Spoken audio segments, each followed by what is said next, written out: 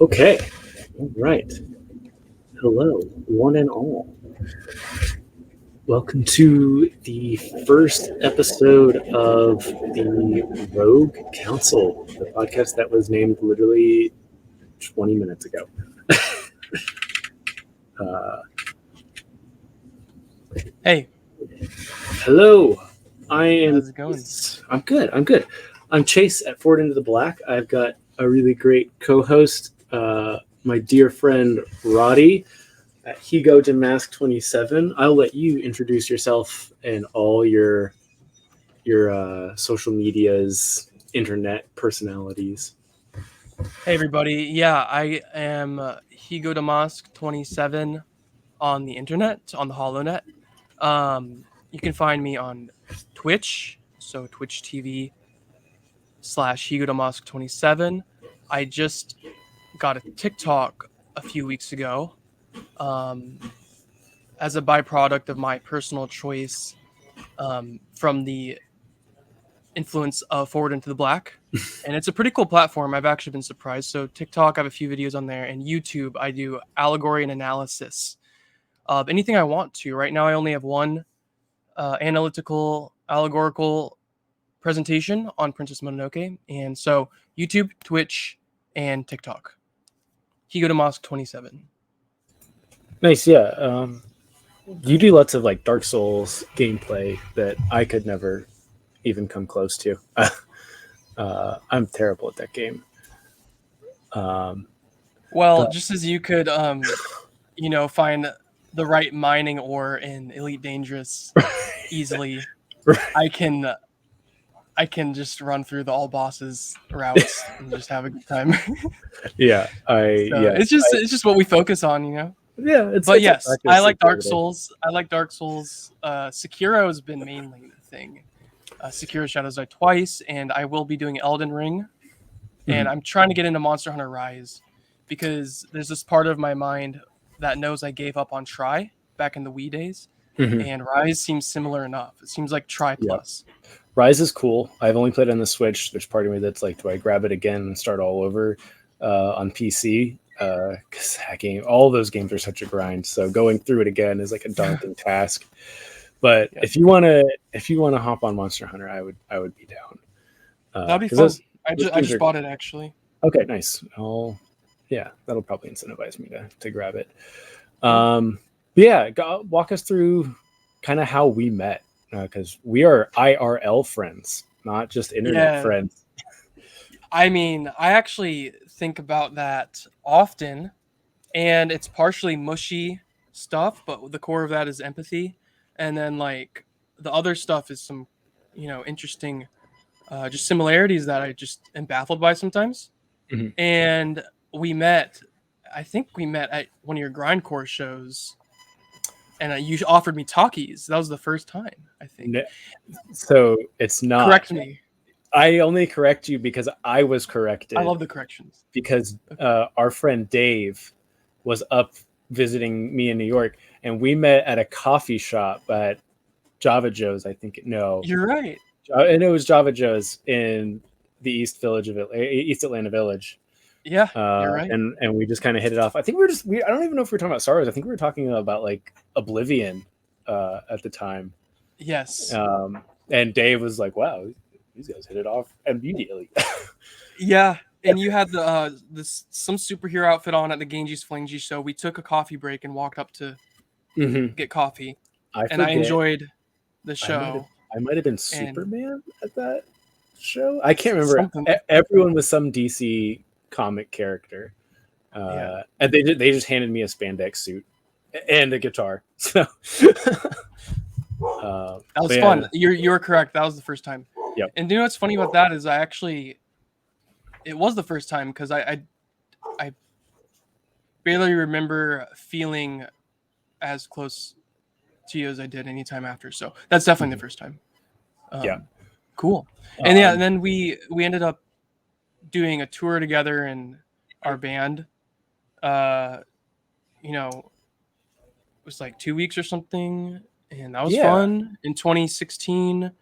And then after that, it was just like being in alignment because we just respect and care for each other and our friends, regardless of what they feel or think. Mhm. And over the years, I jumped into a bunch of different ideas and thought processes about existence and myself, and I lost a lot of friends from the punk scenes that we were in together, and all like a lot of my different little cliques. I sort of despise that, but it is what it is. The little groups I was in, Mhm. and I think Star Wars and just being calm really kept our relationship together. Yeah, So I think so. And I think it was just a mutual understanding of like kind of where we were at in each other's lives respectively. Um, so yeah, like I have separated myself from a lot of like people in like certain music scenes that have been around for a long time. So I totally feel that. Um, but yeah, um, I guess we'll get into it. So this is the first episode of our streaming series slash podcast, whatever it may end up being. Aptly named Rogue Council. No affiliation to the TikTok beef going on currently. Uh, I've not wagered my hat into that war yet. But this is basically just going to be a regular streaming series or podcast where we mostly just talk about Star Wars. We talk about the allegories of real life, the interpretations from the movies, the shows, books, games, whether it's canon or legends or the expanded universe. It's all Star Wars. It's all valuable. And we'll be talking about all of it. And this first episode is basically just us going through every single one of the movies. So that's episode 1 through 9, including Rogue One and Solo. And just kind of like giving our opinions on it. Like, I haven't watched a Star Wars movie in a couple of weeks. I don't know how long it's been for you. Um, but just kind of like where we're at right now. And then in the following weeks, we'll be going more in depth as we rewatch the movies one by one. Um, and we'll just kind of give like very similar breakdowns to how we're going to do it too, just really, really more in depth as we go through like each movie individually. So because I don't actually know this story behind this. How did you get into Star Wars? it's actually pretty, I think, standard, but I'm not sure actually. My father, I think, on a very frigid day in the Midwest, plopped in Empire Strikes Back. And I remember specifically the scene where Luke goes into the little grotto, the dark grotto, that Yoda tells him, I think Yoda tells him, you don't need your weapon. But he Yeah. goes in with a weapon anyway, fear based and afraid and ready to fight, and ends up popping off a Dark Figure's helmet with his own face in it. And that scene has stuck with me since I was like 5. Um, I'm 28, so do the math if you guys want to. A long time ago, and that scene and all the Dagobah stuff just stuck with me. So the first time I saw that was, what is that, 23 years ago. So Star Wars, 23 years in my life. Wow, cool. I Yeah. never think about that, but it's cool you asked the question. And I only watched Empire Strikes Back and I think Return of the Jedi. Only those two. For Weird. until, I think we're going to get into that after, but I can just skim to that. Until Yeah. Attack of the Clones and A New Hope when I was like 9, 10, 11. Okay. It was weird because I only had access to the DVDs and the VHSs that were around. Yeah. I mean, my story is very similar. My dad popped in the original Star Wars VHS tape before even the special editions were a thing. And it was A New Hope. And I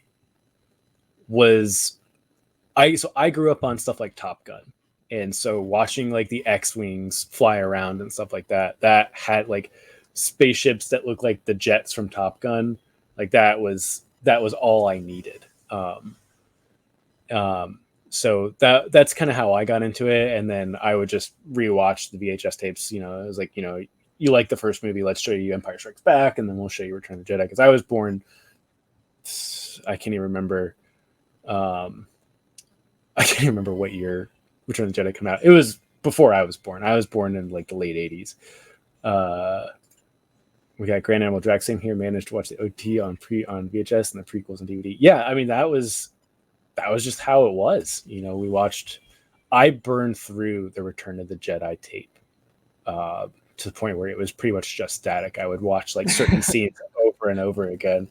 Like I would literally just watch Jabba's palace doors opening. Like Oh my I god. would have that set so I could like watch that before school. Oh my god. Yeah. That is some true Because that shot of like the doors Star opening at Wars Jabba's fan. palace is like it's so ominous, and then it's just you see C-3PO and R2D2 walking. So It is awesome. It is. yeah, but yeah, Let me ask you a question real quick yep. before we jump in. Were you role playing Luke in all black the rest of your day, going to save Han and Leia? Subconsciously or consciously? No, I was always really, really, really drawn to the Rebel pilots. Still am. Like So cool. I still, I still play the old TIE Fighter games. I still play Star Wars Galaxies Jump to Light Speed on emulated servers, and I play Star Wars Squadrons. So I would ride my bike around the neighborhood, pretending I was like flying an X-wing. Like, Ooh, that's awesome. yeah, I would find like little ruts of sidewalk and like pretend that was like the Death Star trench, and just ride my bike through that. Like when I was, I was like 6 or 7, maybe 8 at the time doing that on like a Walmart or Toys R Us like mountain bike. But That's awesome. pretending I was like flying an X-wing. Cool. So the Jabba's palace opening was It's just cool. Purely cool. Yeah, that's the way. Yeah. All right. It's always been the same for me. And then as I've gotten older, I've started to appreciate more of Star Wars, which kind of brings us next, because I'll pass it off to you again. What's your favorite thing about Star Wars? Like just overall, like your favorite when you think of Star Wars, and like what brings you happiness thinking about Star Wars, like what is it? Honestly, I would say diversity, because there is clearly diverse life forms, diverse worlds, diverse ecosystems, and the key there to me is diverse perspectives and diverse situations that happen throughout the galaxy, and for all we know, the universe, the multiverse of Star Wars. And I was going to say the Force, but then I thought, why do I like the Force in Star Wars? Because the vast viewpoints of the Force. So therefore, I like diversity in Star Wars first and foremost. That actually precedes the liking the Force itself in Star Wars. And yeah, I mean, even the Force. I understand why the Jedi look at the Force the way they do. I understand why the Sith do. And I could talk all day about like all these ins and outs within the whole universe. And I know that's such a broad thing to say that's my favorite thing, but the thing about diversity in this universe is done really well, in my opinion, especially with all the new shows and expanded universe and the new canon. Mm-hmm. I mean, it's like people like to say that's not Star Wars, and then we take what I like about the films and the books themselves into the real world. And I'm like, well, what is Star Wars? Is it all from a certain point of view? And that's why I like Star Wars so much, because it's at the core of the series to me. Yeah, I'm very much on the same page. Obviously, the nostalgia factor of like the pilots and all the cool starships always will have a huge draw to me. But yes, like I would say nearly infinite ways you could approach the Force and how it works, how it works around people, with people, against people, and that I think you could ask 1,000 different people who love Star Wars, like, how does the Force work, and you'd get 1,000 different answers. And I think that's the coolest thing about the Force, and that it's just like a series of movies has like created this like pseudo religion around it, and I think that's really, really cool. So yeah, the Force is the Force philosophy, I think, is probably my biggest thing about Star Wars. But yeah, I guess I'll narrow it down. Like, what's your of all the Star Wars media, it could be a movie, a book, a video game, a comic, a show. Like, what is your favorite piece of Star Wars media?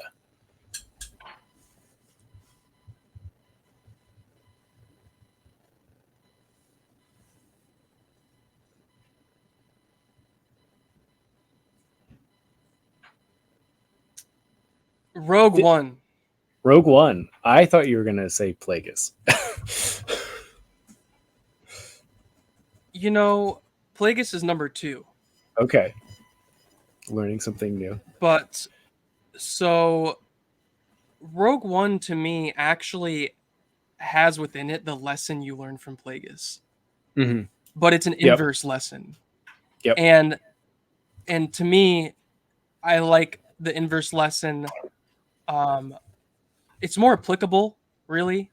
Not all of us are these massively wealthy munes who has like an archive vault of knowledge and massive abilities to really go anywhere you want and then find out whatever you want. And then a lot of us don't really want to make the mistakes that Plagueis did. Yep. Now, Plagueis, I'm going into two things. Rogue One is all about healthy optimism. And I'll answer your question. I'll answer your surprise. Plagueis is all about sort of like Luke's thing, like failure. And Plagueis did fail, and he had bad intentions. I do think he understands the Force the best, aside from the fact that he wants to control people. Mhm. You know, um, other than that, yeah, Plagueis is really great. But I do Yep. put Rogue One as my favorite piece because, you know, on a day after work, I can consume it, you know, watch it, observe it in one sitting. It's the lesson is so all encompassing to me for anyone who watches it, and I would never hand Plagueis to anyone. I would hand Rogue One to anyone, Yep. you That's know. And I totally fair. that might be straying more into it being more optimal for everybody, but I am okay with that because that's why I like it more. Yeah. And Jin's lessons from going from someone who was stripped from her family to Mhm. pretty much a nihilist, just surviving. Like, I don't have time for political ideals. She thinks having opinions is idealistic, and she's like, no, I don't have time for that. I don't look up. And then she turns into she has this catalyst of so many transpiring events that literally make her the reason the rebels ended up Mhm. pressing onward. Of Yep. course, with the help of Cassian and K2SO and the whole crew. Bodhi is awesome. I mean, but there's too much I could say. Rogue One, that's it. We're gonna get Yeah. there. What about you? um, I Right. I'm gonna be I need to super contain myself with this. boring and stereotypical. I would probably say the original Knights of the Old Republic is still my favorite thing about Star Wars, and it's not because of Darth Revan. I have to say that because there are certain people in this fandom that did Darth Revan dirty, and he's become like such a negative thing. I think that Knights of the Old Republic did such a good job, and we'll get into this with the prequels. They did a really, really good job of expanding on the universe, and whenever we expand, we get better. And I think it did the best job of that. Because there's other stuff I could say, but I think we'll get into it with when we talk about the movies. But yeah, I'll just mention that Jack says Rogue One and Heir to the Empire. Yeah, I think some of those have like a pretty good feel. Heir to the Empire is great. It's definitely I think it's in pretty much a lot of people's must reads. I would agree. You know, you should read, and I think you should read the new Thrawn books. I've not read the new Ascendancy books, but the new Timothy Zahn novels are super worth reading. But before we get into the movies, as we're going to rewatch the movies, what's the movie you're most excited to rewatch? Yeah. First of all, yeah, KOTOR is fantastic. That'd be on my top 10 for sure. But the movie I'm most looking forward to rewatch would definitely be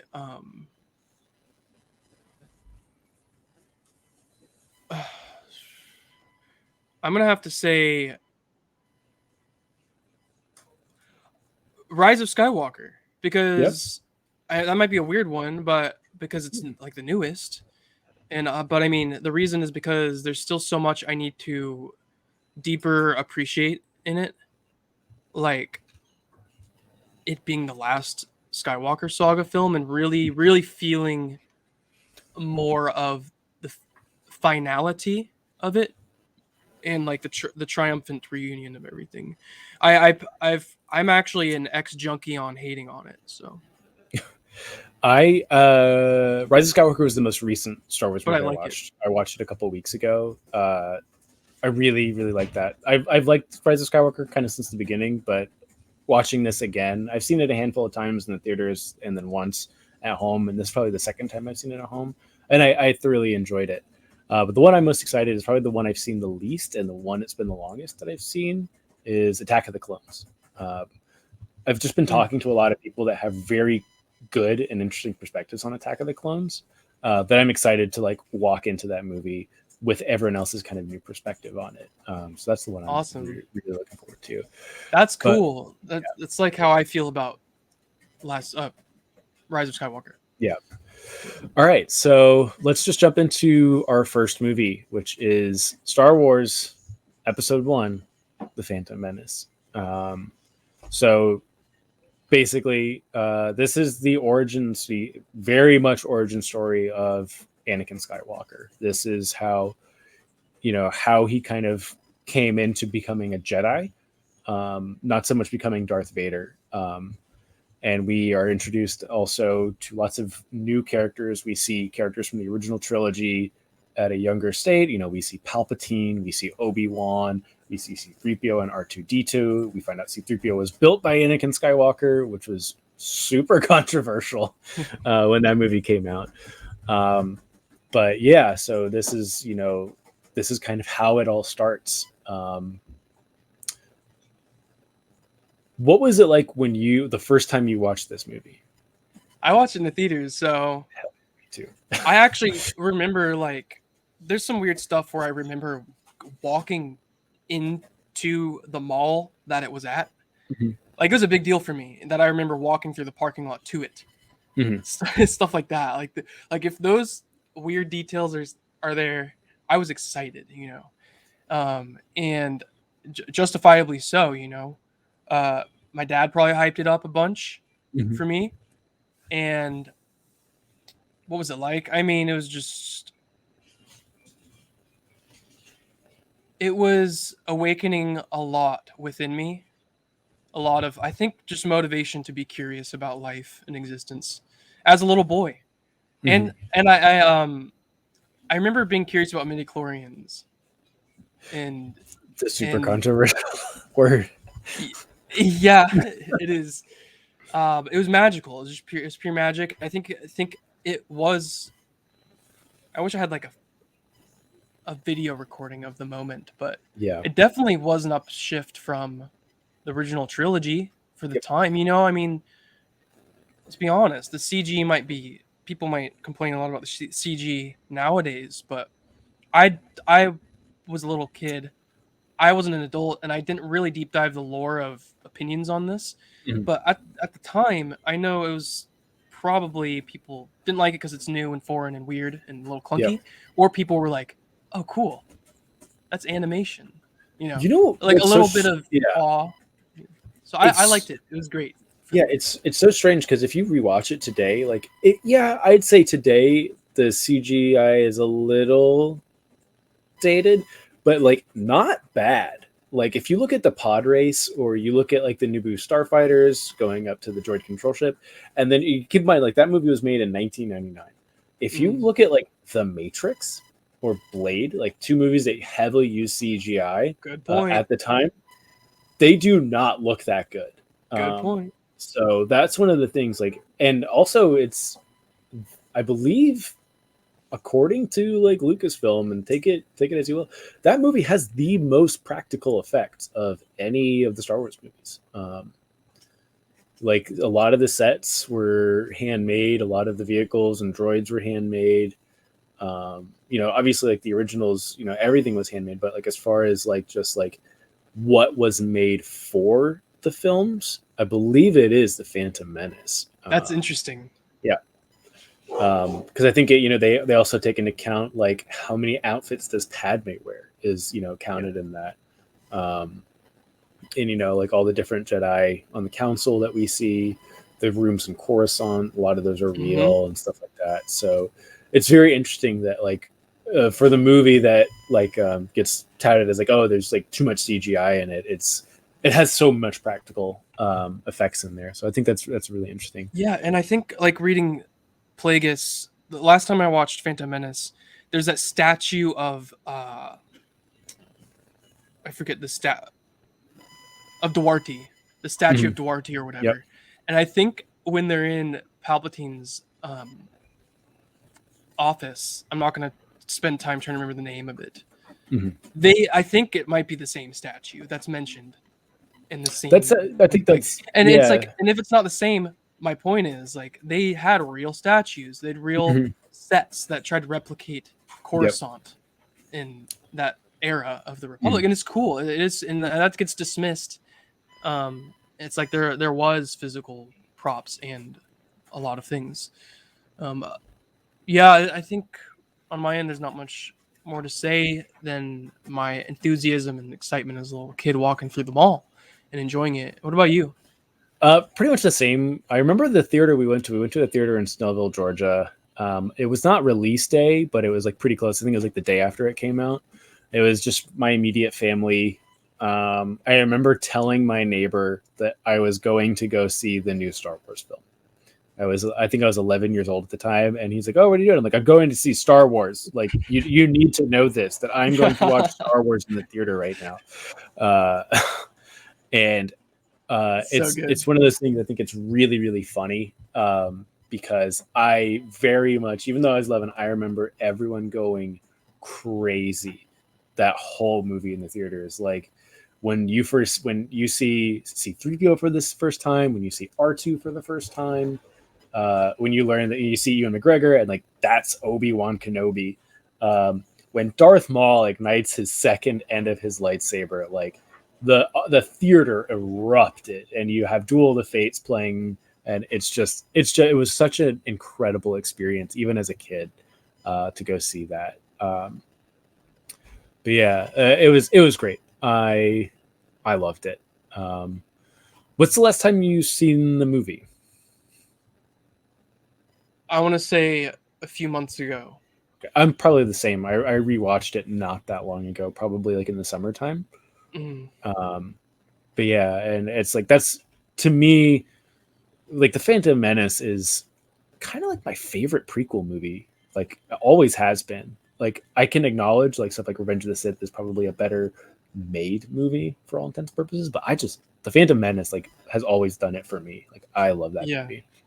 But I It's gonna kind be fun. of It's gonna be fun to discuss the character vehicle planet scene then. yes, so that's how we're going to break this down. We're going to do our favorite character, vehicle, planet, and scene, as well as our least favorite of all of those. And we'll kind of not go super into depth, but we'll go a little bit more into depth at the end of all of these. So, who's your favorite character?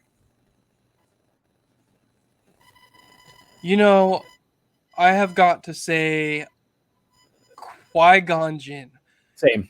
And I have to say this too, for transparency. I used to dislike Qui-Gon Jinn Really? because, well, when we were like back in 2015, I was like a red lightsaber boy, Mm-hmm. and He like not represents the perfect Jedi. yes, and but at the same time, he like in my eyes, he sort of failed in a really silly way. I'm not gonna talk about that. That's the past. But he had the willpower and strength to like stand up against the council Yep.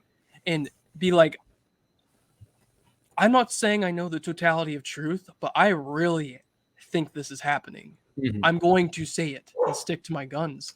And in Plagueis, actually, here's a plug for James Luceno's Darth Plagueis. You get to see scenes where Dooku as a Jedi, Qui-Gon as a Jedi, and Palpatine's master are in a room discussing the Force and the state of the Republic. And Qui-Gon is pretty awesome. And that bleeds into the Phantom Menace, and it gave me a lot more appreciation for him. He's very much a rogue council member, I think. Yeah. When I really think He's- about it. I'll probably dive more into it with like kind of the lesson, because I think I could argue that Qui-Gon Jinn has the best lesson you could learn from Star Wars. Because that's something we will go over with every movie. It's like kind of like what's a good lesson you can take away from it. But yeah, Qui-Gon for sure. I've always liked I look forward to Qui-Gon. that. I've always really liked Qui-Gon, yeah. And I think as I've grown older, I've learned to appreciate him more. Because, he's definitely presented, even as a kid, he's just this wise old Jedi man. But then you realize that he's so much more complex than that, even without the books, like Plagueis or Master Apprentice and stuff like that. Like there's so much more to that character in outside media, but just as a standalone character in the movie, he's incredibly deep, and you can get a lot of interpretation from him just from watching the movie. Yeah, the nuances in his dialect and behave, all of it. What's your favorite vehicle? I'm simple with the vehicles. I'm gonna love hearing your stances, but mine are the yellow Naboo fighters. Yeah, that's mine. We're kind of on the same page. Those things are cool as hell. Yeah, those awesome. they look like hot rods from like the 50s and 60s that are just flying through space with chrome trim. They're so cool. And they make it awesome. The pointy fins on the end of the jet, the whatevers, in the tail. Yep. It's cool. It's cool design. What I like about the N1 Starfighter, obviously it's just a cool looking ship. It sounds cool. The cockpit looks awesome. What I really love about the N1 Starfighter is this is the first ship we've seen that isn't like a Rebel Starfighter or an Imperial Starfighter. And, all of the Rebel Starfighters look very clunky. They're very like ragtag, covered in rust. But they all come from Corellia. And they're being used on they're being used and just like basically like thrown together. This is the first time we see a different culture in Star Wars. Like we see just people existing on a planet and their vehicles. Like when we see any of the other Naboo starships, like the cruisers that like Padme gets on, like these are regal ships. They take pride in their machinery. You see this in their architecture and stuff like that. So that's one of the things I really love about the Naboo Starfighter is it is the first time we see, like you said, diversity in the cultures of Star Wars. But yeah. What's your favorite planet of the movie? Naboo. I would agree as well. Naboo is a really cool place. And again, it kind of falls in the same thing. It's the first, I think it's the first regal place we really, really see. Yeah. Everything we've seen so far is really desolate. You have Tatooine and Hoth. You have Endor, which is a pretty, but it's just woods. There's no buildings or anything like that. Well, the city of Theed, and then Utugunga on the same planet is the coolest thing. It's the same planet, because as you think about it, you have Tatooine and Mos Eisley. That's it. You have Hoth, the Rebel base. That's it. And you have Bespin in Cloud City. That's it. True. And then you kind of get to Naboo, and you have Theed, and then Utugunga, and it's like they couldn't be more different. It's really cool to see that yes, this is a planet. This is not just a ball with a city on it. Yeah. And then this will probably be the longest one. What is your favorite scene? If you have yours ready, go ahead. I need to think about this for probably 15 seconds at least. Yeah. Mine's a tie. The tie would be the pod race, because it's about as cool as you can get in Star Wars is the pod race. And I think we do see a huge diverse cast of characters with all the different aliens that are driving these pod races. I think it's really cool. We see the Tuskens being territorial, and now with Book of Boba Fett, we're starting to see a whole new side of the Tuskens. So I think that's really cool. But then the other scene that I think it's the most important scene of the entire saga is the fight with Maul at the very end, the Duel of the Fates scene, because how that scene plays out sets the stage for the entire saga. It sets the stage for Anakin, Luke, and Rey. If Qui-Gon hadn't been killed by Maul, I don't think Anakin would have ever turned to the dark side. That's my hot take. Yeah, the potentialities with that topic, I agree. Actually, I agree. Those are good scenes. Mine would have to be. I don't think I'm imagining this. Please let me know. When Palpatine, Obi-Wan, and Anakin are talking in a room. That sounds right. Yeah, and he's like, it's very brief. He's like, we look forward to your future or something. No, that's the they're not in a room, they're outside. That is At the Theed when celebration. that's the Theed celebration when he's Okay. got the braid and he's cut his hair. There's this foreshadowing there that just hits me every time. We're going to I like that. Yeah, And we're they got going to this. watch your career with great interest is the line. Yes, that's it. That's the line. Yeah. We're gonna watch your career with great interest, and just the celebration with like the plasma balls and stuff. Yeah, That's cool. Those are cool. Those are cool. People and- ragged on that at first, and I was like, "That's stupid." Those are cool. Yeah, I'm going off the top of my head, and that's what came to mind first, and then I don't know. I think my love for the book Darth Plagueis is showing. Mhm. The scene where Qui-Gon's pyre ceremony. Yep. I don't know what they call it. The Jedi The Republic ceremonies. Jedi Viking funeral. You know. Yeah. When it's just panning over all the characters. And I don't like Palpatine, but like that foreshadowing once again, it's a good setup for the whole thing. Yeah, when And you see the I flames can't on his I can't face, choose a yeah. favorite scene. It seems like I can't choose a favorite scene, but I appreciate a lot the part of the Duel of Fates. I'll just go specific with that part of the Duel of Fates where the shields close shut, the gates, and Qui-Gon meditates. Yes. It's silence. Yes. And Qui-Gon meditates. Maul is like just trying to hit the thing, and Obi-Wan's like it actually shows what you just talked about. You don't think that Anakin would have fell? Well, I don't want to go too deep. We could talk about this when we watch it, but yeah, it like the behaviors of Qui-Gon and Obi-Wan right there are just so telling. Yeah. Watching the three of them interact independently when they can't interact with each other, they're obviously fighting. Like I think it's so good. I'll throw this as a fun fact, and then we'll move on to the least favorite.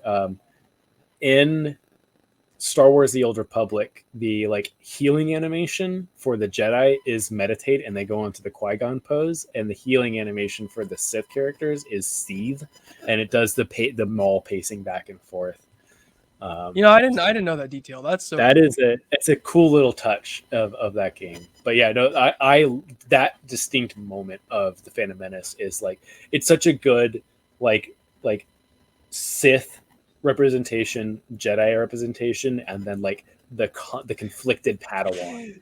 It's so good. Yeah, and love that. That's okay. That's my favorite scene actually. That like 10 seconds. Okay.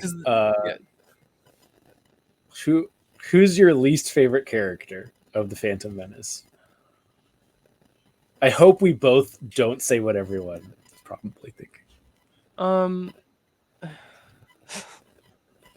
I really think about it, I'm sort of weird with the psychology of Jar Jar Binks. I sort of honor him for who he is. I'll be the first to say my least favorite character. He's cool. I do too. So, if he didn't have this is the thing. If he didn't talk weird, it was a little obnoxious and could be a little less hyper. People would be less triggered by him. And for people who can handle that and just be like, oh, whatever, he's not a problem. So, and it's a movie. So my least favorite character would have to be someone who's actually like, I think detrimental to like something that I actually really value.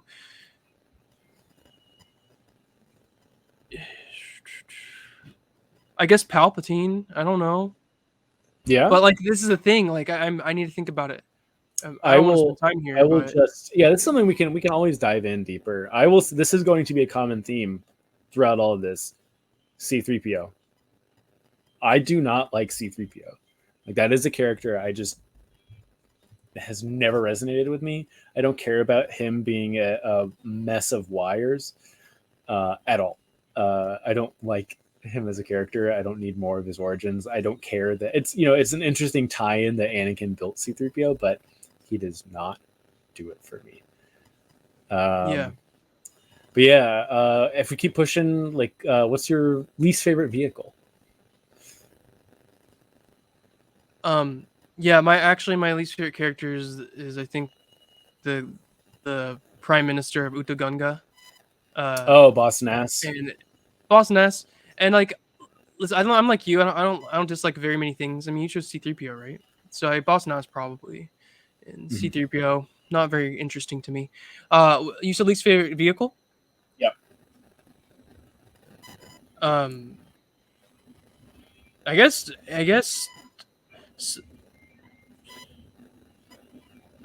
the ugliest pod. I don't know. I would actually say, because I like all the pod racers. I played a lot of. We'll get into that later, but I don't like Darth Maul's speeder. I think it doesn't suit Oh, him. It's just like the I standing agree. up like Actually, this. yeah, yeah. Uh, I think it's a goofy thing. I think it almost takes away a little bit of it. Oh no! Now I'm seeing Harley Davidson like Harley Davidson big Maul, handle ones. yeah. Not yeah. Oh my god, Space that's what I'm seeing. Boba Fett space Vespas.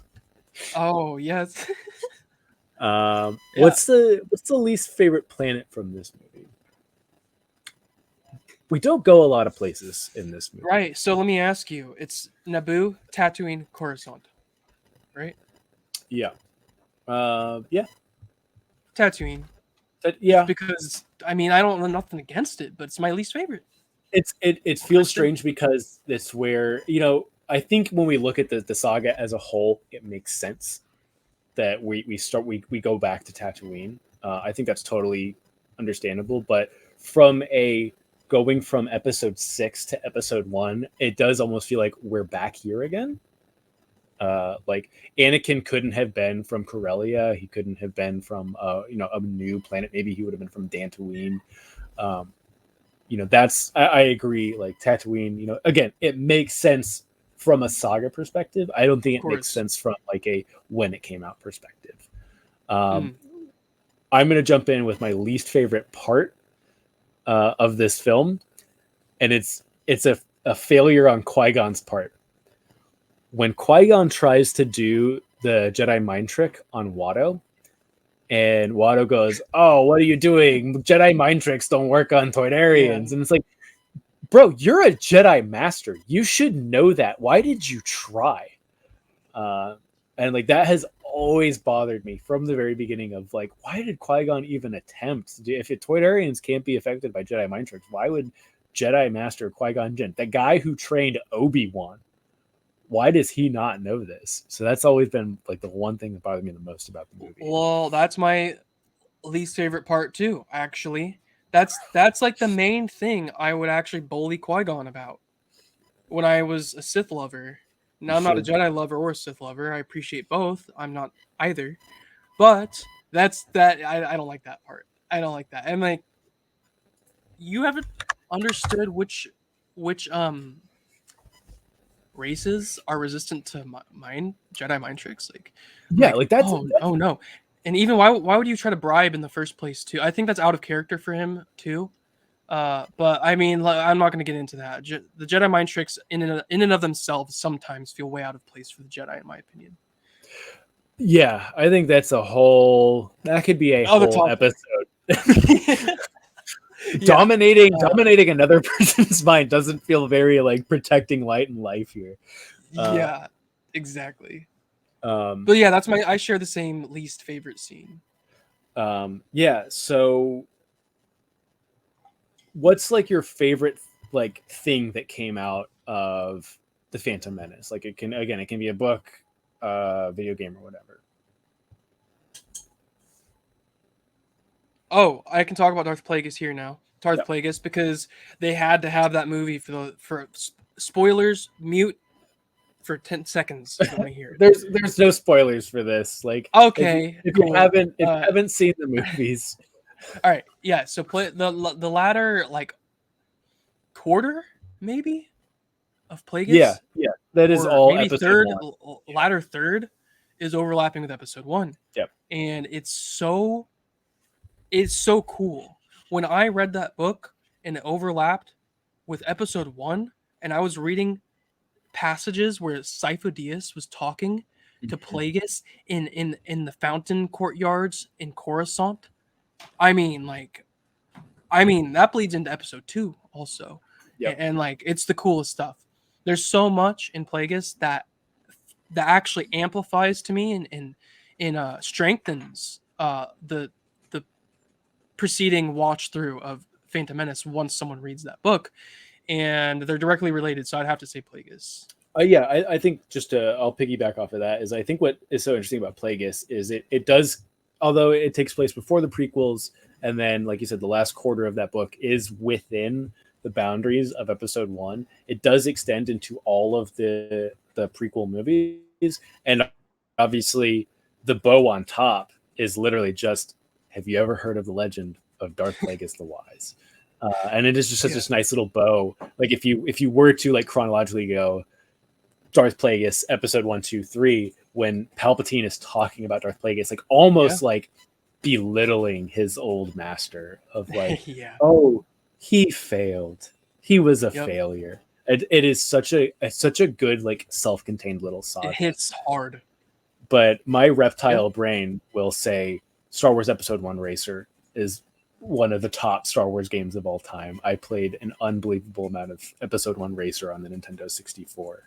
And then I also played the arcade where you had the little pod controls. I still like think of like I tried to get the PC version of it to work online. It didn't. I was so sad. But yeah, that sounds fun. I was stuck in playing Pokemon Snap and Donkey Kong 64 and not really not really exploring other games, and I'm not going to the arcades. So that sounds cool. Yeah, I'm glad Episode 1 Racer is great. But to wrap up episode 1, what is the lesson that you took away from the Phantom Menace? Well, I'm gonna make it within the context of the film, right? Mm-hmm.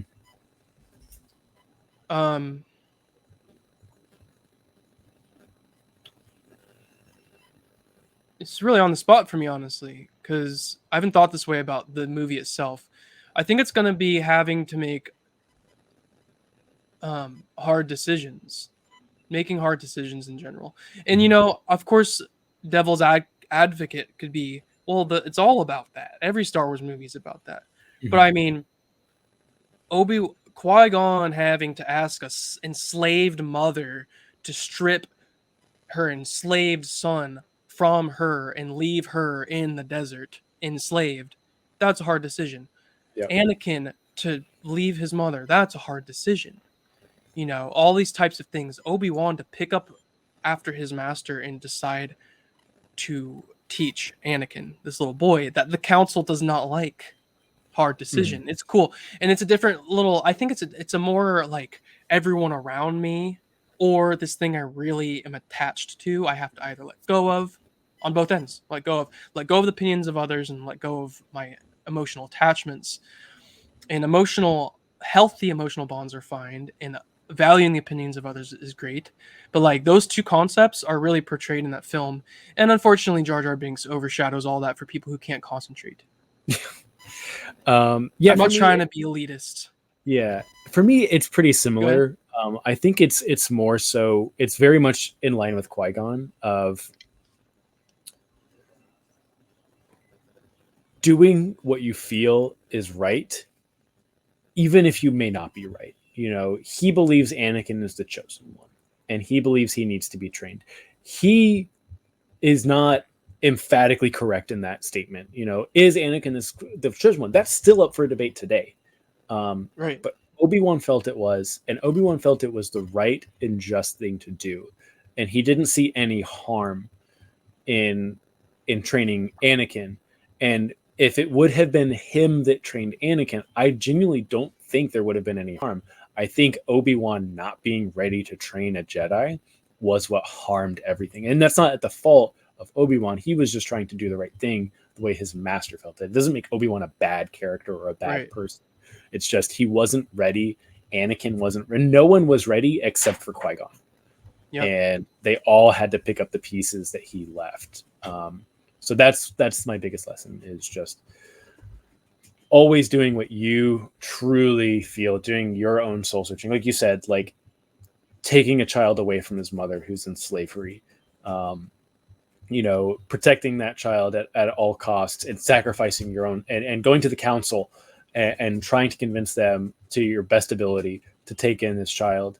And then eventually sacrificing yourself for that child. Like, these are not easy decisions. You're right. And I think I think Qui-Gon is so great for that. And it's like, you always try and be like Qui-Gon, in everything you do. That's awesome. Yeah. I love that. But yeah, first movie down, 11 to go. Great. So maybe let's kind of episode 2.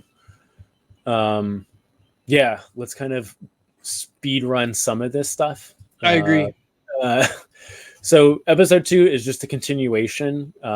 We see Anakin growing up and he's falling in love with Padme. And he's training under Obi-Wan. So a lot of these movies, I think, once we get past like episode 1 or The Force Awakens, like, I think how we saw them is probably we went to go see the theater and we had a good time usually. I would assume, unless you have something of note seeing any of the other movies. So I actually I remember this one vividly. It's really bizarre why it's so vivid. Summertime, I think my mother just bought the DVD at like a store at grocery shopping or something, and she's like, the new Star Wars is available. It's like, let's get it. And I'm like, there's a new one. I'm like, I think I was an oblivious kid to like media. Honestly, it's weird because I remember just one day having it, and it's like summertime, and I'm like watching it over and over. So hot summer days, loving Attack of the Clones, and it was magical. Again, that word is going to be used a lot on that bullet point for me. Yep. What about you? I don't really remember. I remember going to the theaters to see pretty much every Star Wars film, and I remember being blown away by like certain scenes that we'll get into. But yeah, it just felt like another instance of going to the theater to see a Star Wars movie. But yeah, I think for now, let's just jump into the favorites and least favorites for this one. Cool. So who's your favorite character of Attack of the Clones? I'm going to be simple and go with my gut reactions. Mace Windu and his... Okay. Mace Windu, yeah. Yep, cool. Mine is Yoda. Oh, cool. Yoda's really cool in this movie because we do see Jedi Master Yoda being a Jedi Master. And I think we can really deep dive into that and maybe how that is both a good and a bad thing and the way he's portrayed. But yeah, Yoda was my favorite. Do you have a favorite vehicle from Attack of the Clones? What's hilarious? I actually thought this through already. Yeah. Padme's starfighter. Padme's her personal craft. Yeah, the chrome ship. The silver chrome one. Ooh, that is too good. Yes. That is too good. I love it. What do you? I really like the introduction of the Jedi starfighters that Obi-Wan is flying when he goes to Kamino. I think like that, like all like TIE Fighter-esque like design was really, really cool. It was really good. Like here's how we got to where we got type deal. Yeah, that was definitely my favorite. But yeah, no, the chrome ship, all the chrome ships. I remember everyone kind of talking like when the prequels were coming out, like the chrome ships are really cool. Yeah. What's your favorite planet or location? I liked Obi-Wan's craft, by the way, too. Yeah. If I recall correctly, the red was part of that. Yep. Mm-hmm. Very awesome. Favorite planet? Mm-hmm. Kamino. Kamino? Okay. Mine is Coruscant. I really like what they did with Coruscant. You felt like it was like the city planet. So I like that one a lot. What is your favorite scene of this movie? Dooku having Obi-Wan shackled with energy weapons and goading him about the Republic actually being co-opted and Obi-Wan not being able to believe it at all. Mm-hmm. I like that scene. I have another tie for this one, and we can go into some like a little bit detail as well, especially with the scenes and stuff like that. Um, I love the asteroid chase. It feels very Empire Strikes Back, and the seismic Yeah. charges are. It still Oh, is the coolest sound of Star Wars. You know, I think the Holdo maneuver is a close second, but the seismic charges are so stinking cool. they are. Um, and I think as far as like a oh wow, like a perspective thing is on during the initial stage of the Battle of Geonosis after the arena when all of the Jedi light up their lightsabers and you realize that this is the Jedi Order. This is not just a couple of Jedi. You know, we haven't really seen that many. You know, at this point we've only seen 3 lightsabers on screen at a time. And the Phantom Menace was the most, and now we see like literally 100. And I think that was like, okay, so this is the Jedi. This is where we're really at. Yeah. Who's your least favorite character of this movie?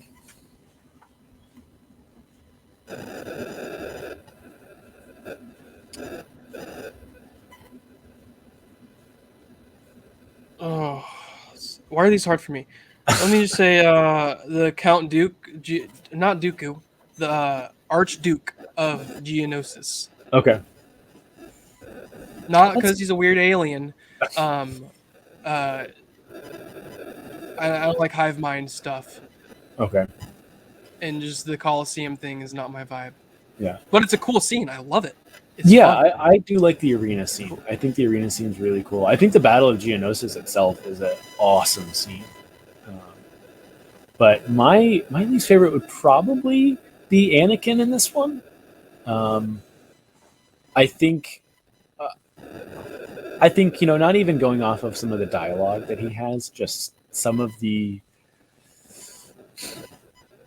This is what I this is probably the most interesting thing that I've heard is someone kind of saying that episode 2 should have been episode 1. You know, we should have foregone all of Phantom Menace. Like even if you liked it, like it would have probably been more impactful if we meet Anakin Skywalker as this awkward teenager that has these angsty problems. And like again, if the first thing we see Anakin do dark side wise, in the first movie we see young Anakin is killing the Tuskens.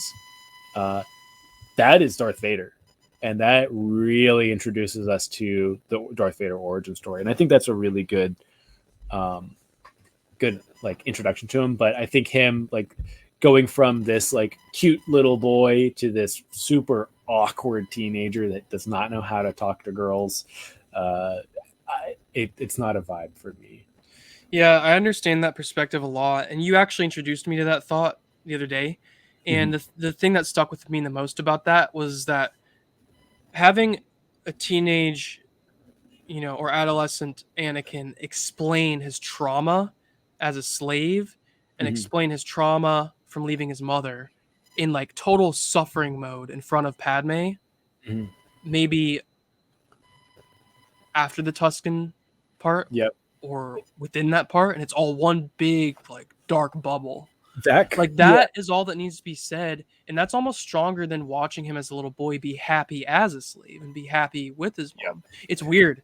It's weird how that works to me. It's interesting though. It's something that I think you could have definitely had a conversation with Anakin and Padme of like these two people that are very attracted to each other, but like Anakin explaining to Padme, like, I grew up a slave, you grew up as royalty, like you don't know me, having that Yeah. real dark side, like angst to it.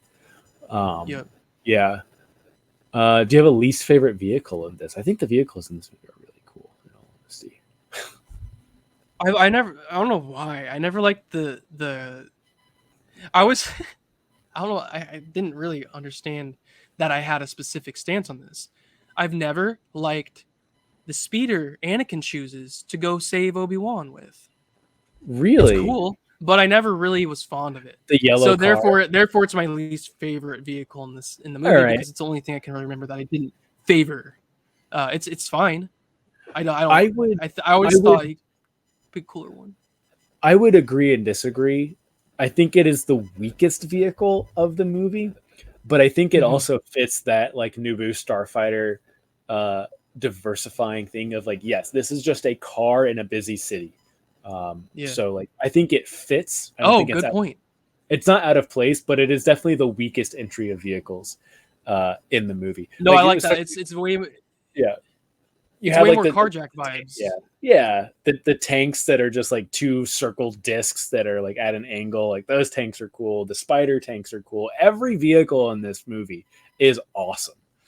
The Separatists had, oh, well, the Republic had, no, Separatists had the spider tank. No, they all Yeah, had weird. we had They the all like the had six. weird. Yeah, the Republic had like the six-legged like walkers that would like inch around. We see like the gunships come in. Yeah. Like all of the vehicles in this movie are Well, so because good. the Geonosian miniature Death Stars Those must are have been a cool. trip. Like people who weren't being heavily critical of the animation, if they were enjoying it, those miniature Death Stars that the Geonosians had, I Mhm. don't know what they're called. You know, Yeah, I can't remember. excuse my nescience / ignorance here, but the balls, the Geonosian ball crafts. So when Yeah, that one falls and explodes, and there's like the dust storm, all the yep. clones get obscured with dust. That's cool. Yeah. What's your least favorite place or planet? So we go to Naboo, Coruscant, Tatooine. Is there another planet we go to? Geonosis Camino. and Camino. Yeah, we Yo, go a lot of places. I'm gonna sound like I really don't like Tatooine. It's simply my least favorite out of every planet we go to. Again, I like Geonosis more. I like Coruscant more. I like Camino more. I would I say like my Naboo least more. favorite So place is Tatooine. Naboo in this one. I like Tatooine because I think it makes sense more so in this movie um, because it is, Padme saw what Anakin grew up in, but she comes back and I think she kind of realizes the damage that Tatooine did on Anakin when they go back to Tatooine. And I think when we go back to Naboo, Anakin doesn't really get that same perspective of like this girl has it all and I came from nothing. Like I think she gets the impact and he doesn't. And maybe that's more of a character thing, but I think the moments of Naboo I think are That's cool. least impactful.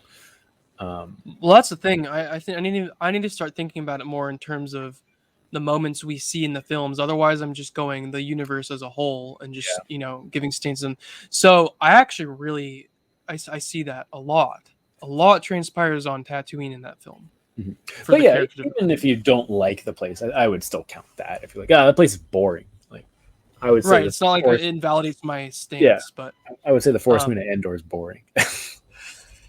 yeah, yeah. um, what's your favorite thing that came out of Attack of the Clones? Oh, I'm sorry. What's your least favorite scene in this movie?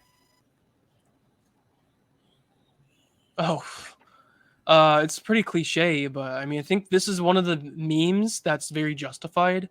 The kissing scene where they like don't get along, and hey, I understand that they're like a new relationship and they don't have chemistry yet, they don't understand each other yet, and it's awkward.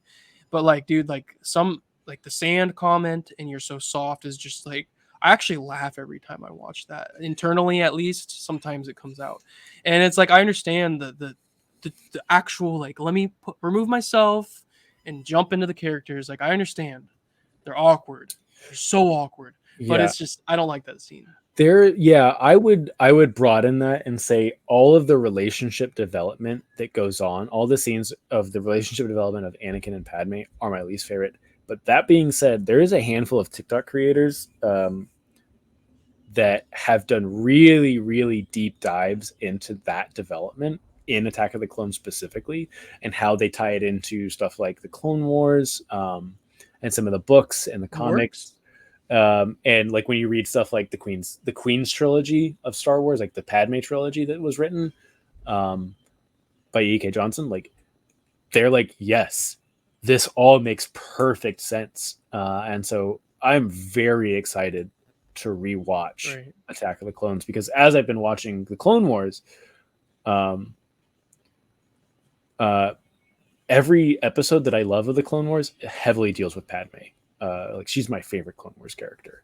Oh And yeah, Padme's really cool in Clone Wars. I will say this though, like, I mean, what if this is what's actually happening?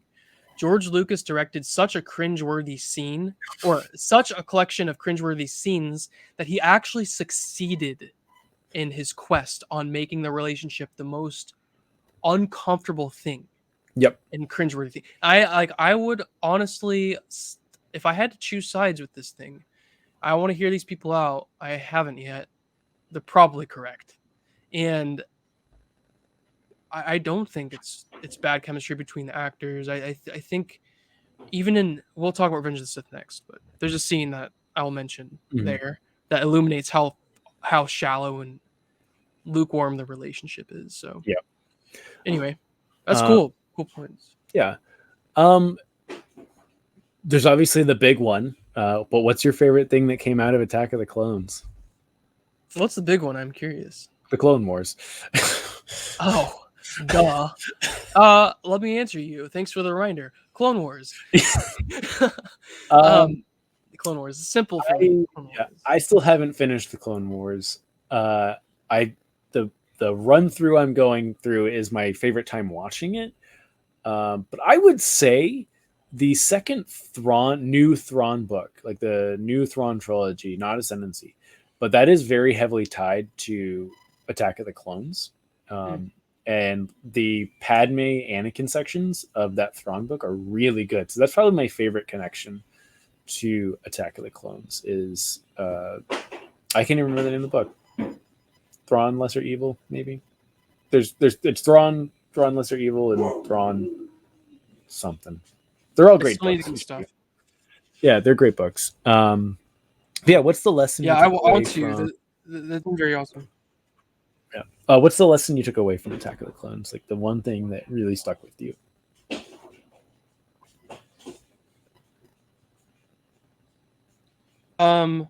Things being beyond your understanding and ability, perception, having to have the ability to not cope with that, being beyond your ability or perception, and having when come in to your life, having to be able to deal with it, but being stable in that. And I think it's illustrated very perfectly at the end in an interesting way in relation to how I describe what my favorite lesson is. When Yoda says, "No, Obi-Wan, this is not." He didn't say this. You probably know the line.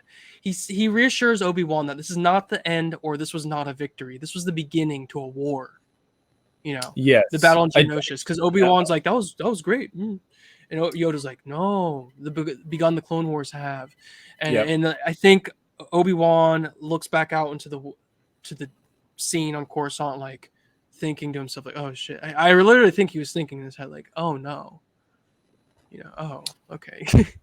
Yeah. Just the expectation is a part of that concept.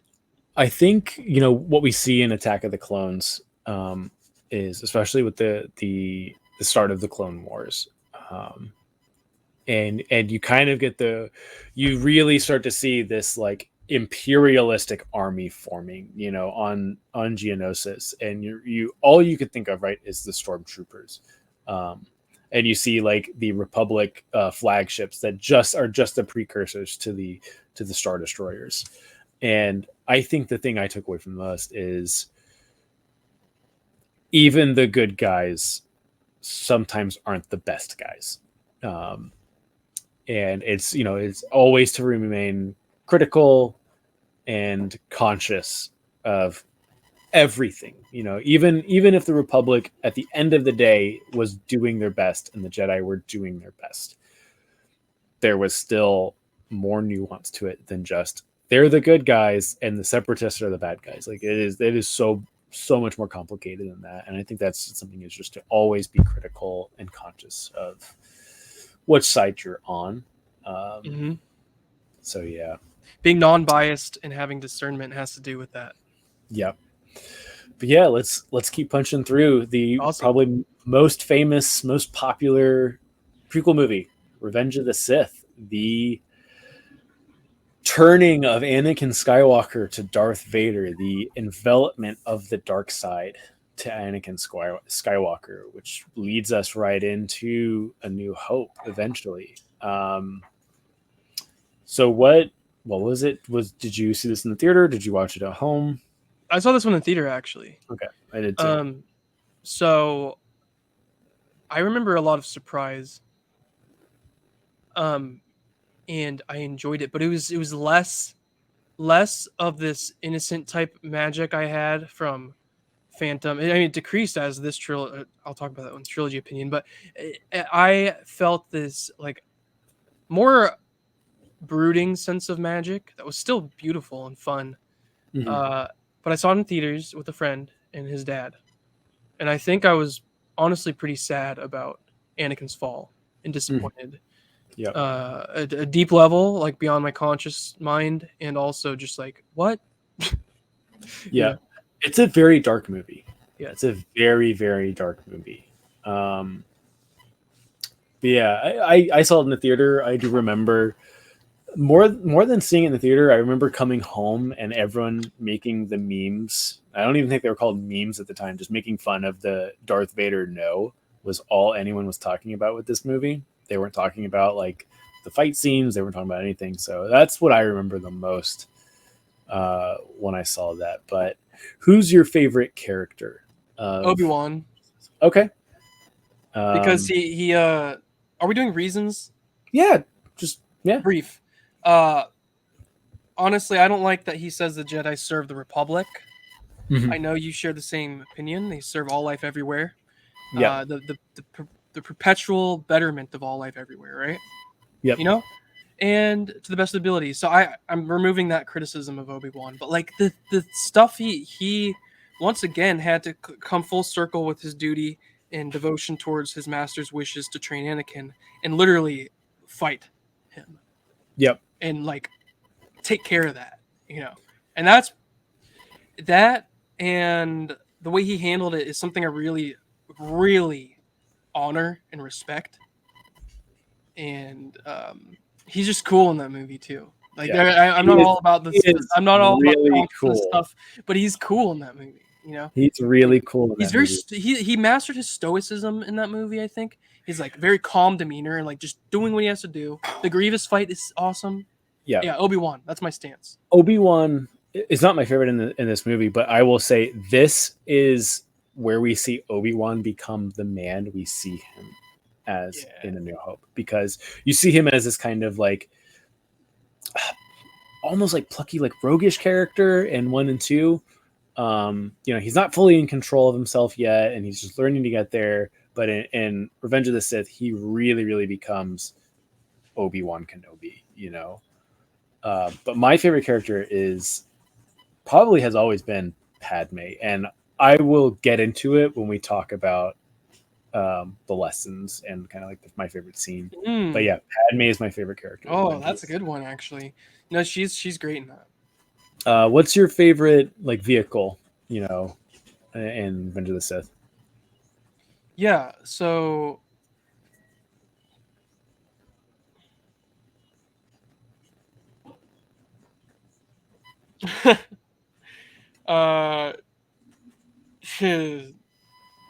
It's a life form. The lizard that Obi-Wan rides. Yeah. Okay. Yeah. I will cheating, count that I as a think. vehicle. That is a It's a vehicle. mount. It's a vehicle. It's a mount.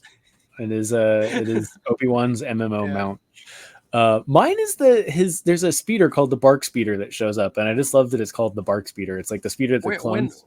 Okay. It's like the precursor to like the speeder bikes of Return of the Jedi, and it's called the Bark Speeder, and I think Cool. that's so funny, and I love it. It looks cool as hell, but the fact that it's called ever since I've learned that it was called Bark, I was like, that's great. That is an awesome vehicle.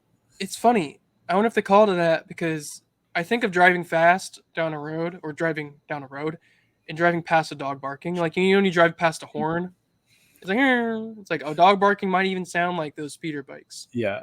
No, it's a super cool thing for me is the Bark Speeder. But what's your favorite planet and where's your favorite or place?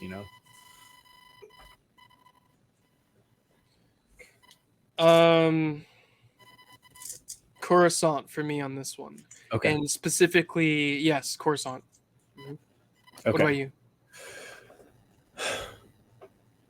Probably. Is it Utapau? The one where Obi-Wan Oh, kills Grievous? Utapau's sick. Yeah, that place is cool. That place just looks cool.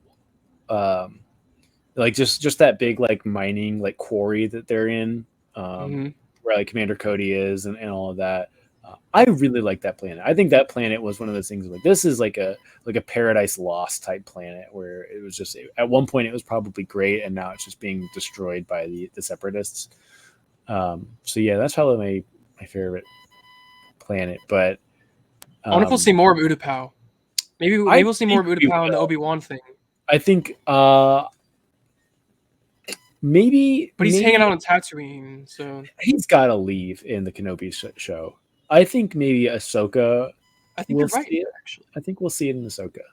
Maybe even like Andor, like just like a throwback of like, oh yeah, we're going back to Utapau. That'd be cool. I will start off with my favorite scene because it ties into my favorite character being Padme. Is when Palpatine starts the Galactic Empire. When he decrees that the Republic has fallen and the Jedi have caused the fall of the Republic, and that he is now forming the Galactic Empire, and Padme's reaction to that and how she handles everything from there on out. I think a lot of people misinterpret her actions when it comes to like Obi-Wan telling her that Anakin has killed the younglings and that he's fallen to the dark side. He's in allegiance with the Sith Lord, who was actually Emperor Palpatine. They're like, oh, she was just acting like a traumatized little schoolgirl. And I'm like, no. She went to Mustafar to stop Anakin because she knew that he was going to continue on with Palpatine and cause the fall of democracy and freedom throughout the galaxy. She went to stop him. And she went to stop him, and like the only, it was either she'll negotiate with him or she'll shoot him, and she knew that she probably couldn't shoot him because she knows how powerful she is. So she was going to try the only way that she knew that would possibly work, and it didn't. But like, I think that scene, and it's like, so this is how democracy falls, is not his, but with with uproarious applause.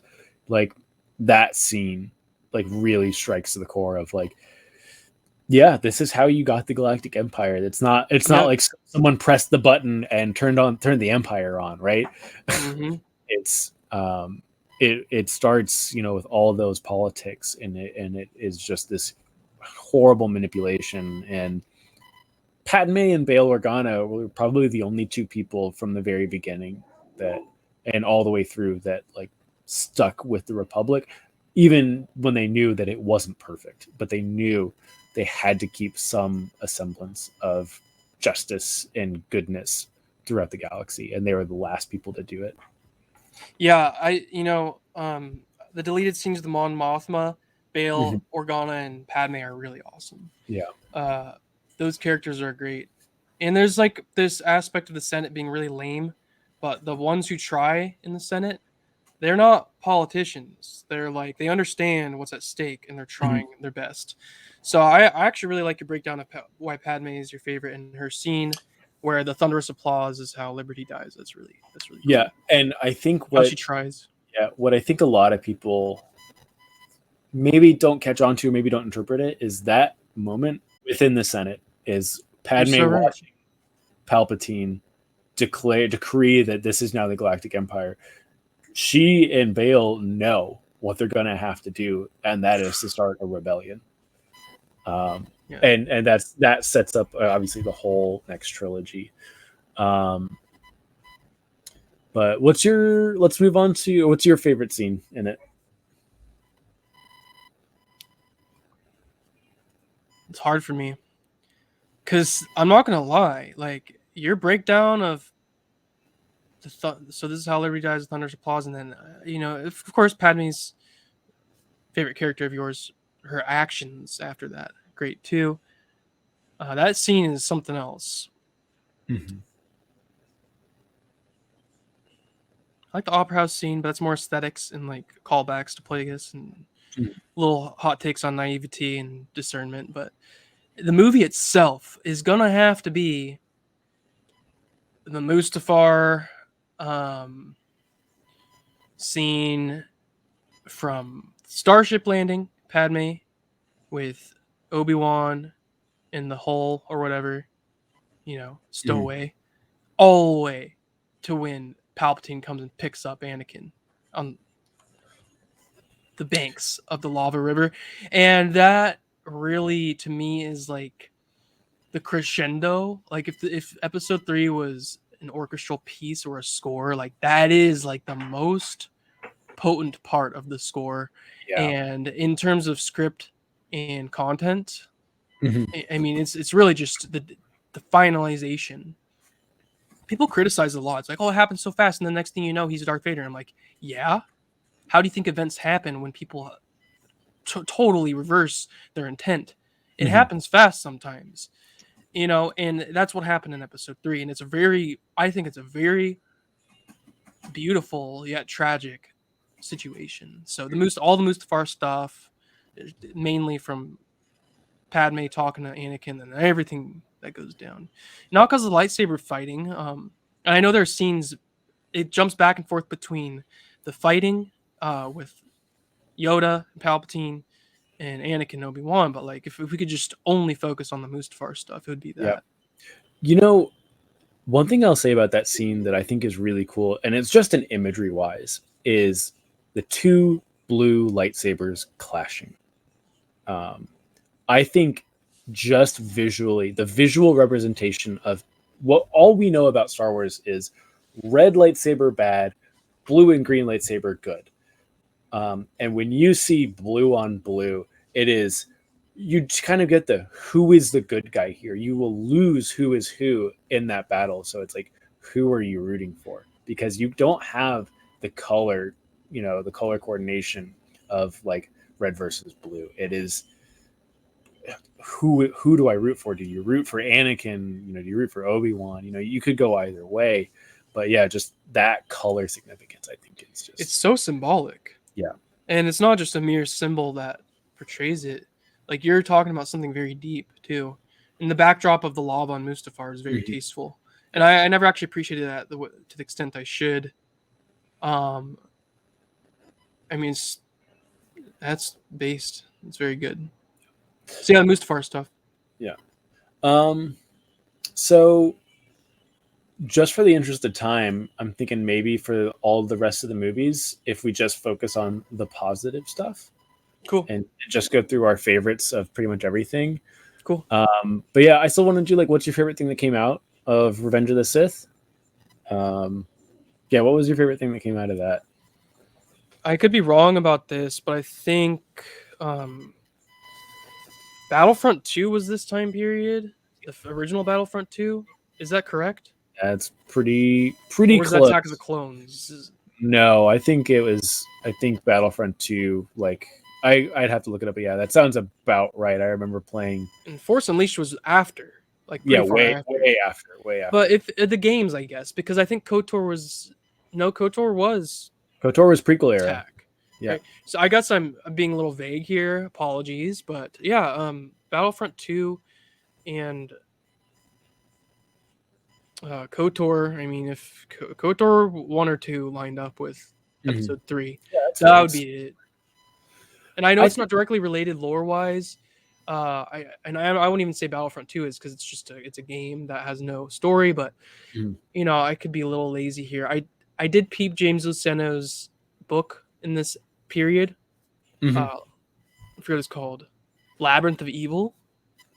It's a story of Obi-Wan and Anakin going to Cato Neimoidia, and I read some of it. I need to finish that. So that'll probably be the media I like the most out of this film. Yeah, I'd probably say the Battlefront games that were coming out a lot around this time. I just played them so much on PC.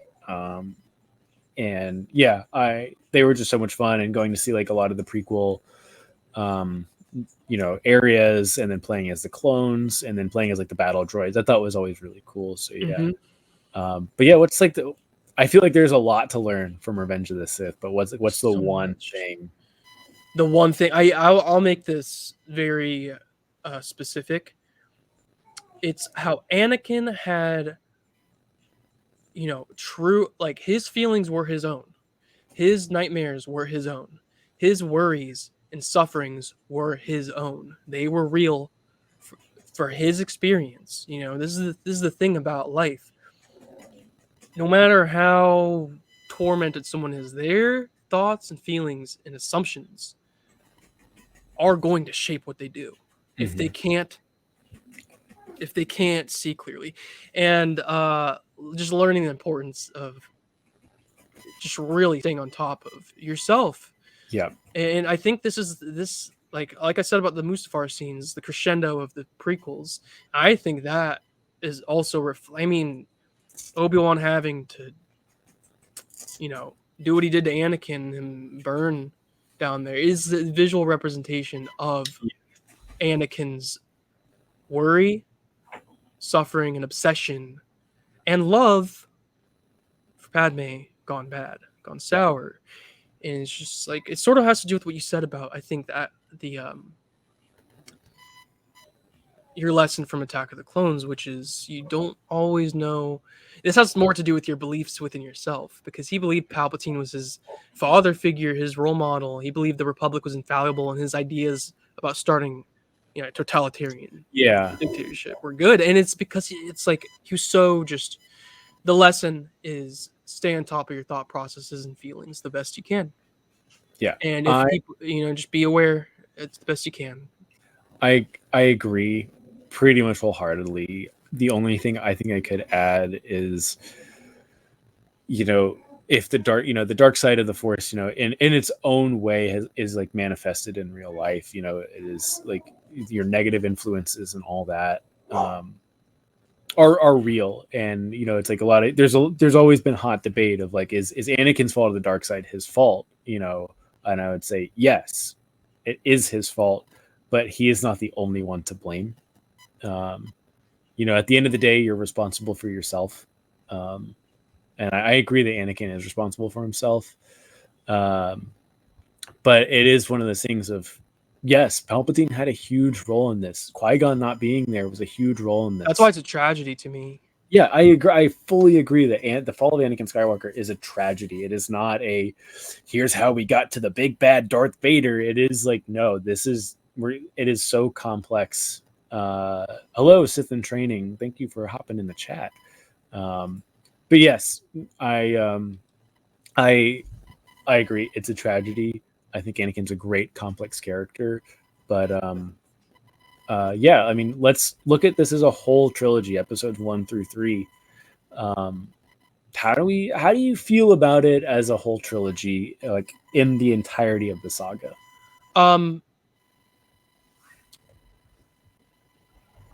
I want to say one thing, just for transparency. I agree with you. The external variables in life that affect us are real. Mm-hmm. And it is, I think, a hard truth to accept the fact that Anakin's upbringing and traumas were the reasons Palpatine could get in his mind. Oh, yeah. So we have to have, like you said in one of your TikToks, the Jedi still love Anakin and unconditionally appreciate him forever. Mm-hmm. Of course, as anyone who understands that aspect of the light side, unconditional respect and love for all life, no matter what. Yeah. Palpatine, he may have been a little more inherently bad, but for sure. I mean, like, dude, I mean, his family upbringing was just of course he was a brat, but I mean, the way his dad treated him, like, regardless of that, and the way he felt, he couldn't he was too sensitive for his own good. And I think Anakin shared that with Palpatine. Mm-hmm. And Palpatine is malevolent, and Anakin had the trauma opening. So traumas and being soft on yourself and being soft with others, yet still toughly loving, is key. So I don't like this hardcore. I could start sounding like a Malgus guy. Like, if you can't handle life, you need to die. And I'm like, no. So yeah. So I just want to That's balance. very that real edge. quick. That's a very edgelord take, and I'm like, that's Yeah. not what this is about. Right. So I may at times sound like it's like that, but Malgus has some good points, but it's not balanced at all. So anyway, my trilogy opinion Yeah, has to do with that because I like how good it is. It's good to me. I think we're gonna do rankings eventually. I'm not gonna rank because we haven't even talked about the other trilogies. I really love the prequels. yeah, I do, and it's not a nostalgia factor. Yes, I love my times as a child growing up watching these, but the political dramas, and the covert manipulation going on in the prequels, and the relationship between the characters, and the illumination of the Jedi's lack of control over their dealings with the Senate. All those things are very fascinating to me. And film, like, as you guys can tell already, I don't pay attention too much to screenwriting or film stuff, but for me, I'm a simple person when it comes to that. I think they're great films yeah, in those technical dynamics, and it's I like them a lot. I like the prequels. yeah. How about you? I would definitely mirror all of that, but the one thing I think that I have always felt the biggest success of the prequels was they made the Star Wars universe, so much more expansive. Um, I think that the original trilogy was such a great story with a great cast of characters, and we got to see some really cool things, stuff that has stuck with us for decades, like the X-wings, the Millennium Falcon, Tatooine and the Sarlacc pit. These things we will always remember forever. But I think what the prequels did is they really made this feel like a galaxy and not Oh just a yeah. couple of planets where battles are Oh, happening. good point. Um, Good point. we see, you go into the Mos Eisley Cantina, right, and you see all these wild aliens, right?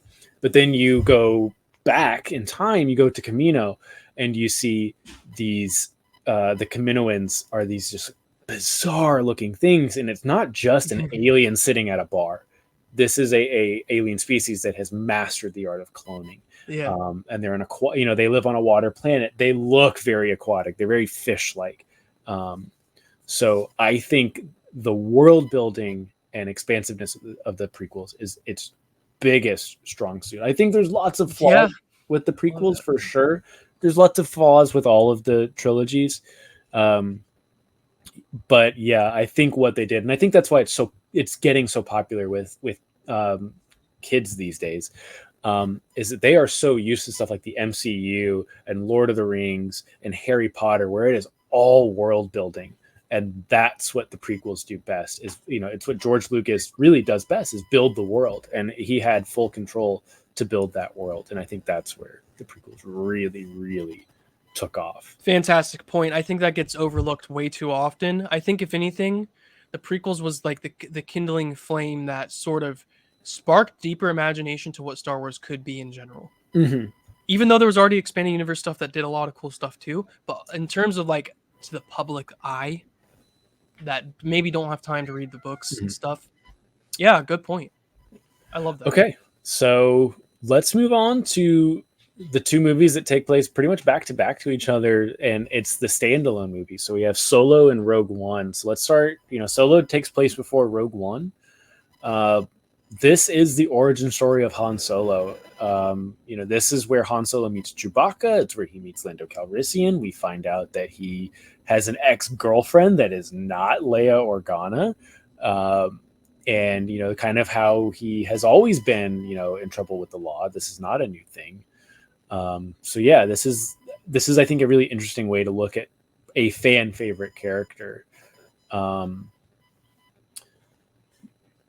I'm going to ask you two questions for these two movies. When's the last time you saw this movie, and how many times have you seen this movie?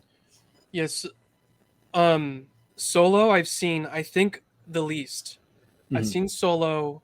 Actually, you know what? It might be tied with Rise of Skywalker. Probably 3 or 4 times. Wow. Okay. And I don't know if that's. I mean, that's for me. That's not a lot for Star Wars. 3 or 4 times Solo. So I've actually only seen Solo twice. Oh, cool. And we'll get into it because my first time seeing Solo, I liked the film. It wasn't my favorite, you know, but I was like, oh, that was really fun. That was a really fun Star Wars movie. But the second time I saw it, I loved that second time. That was my experience. Yeah. So who's your favorite character of Solo?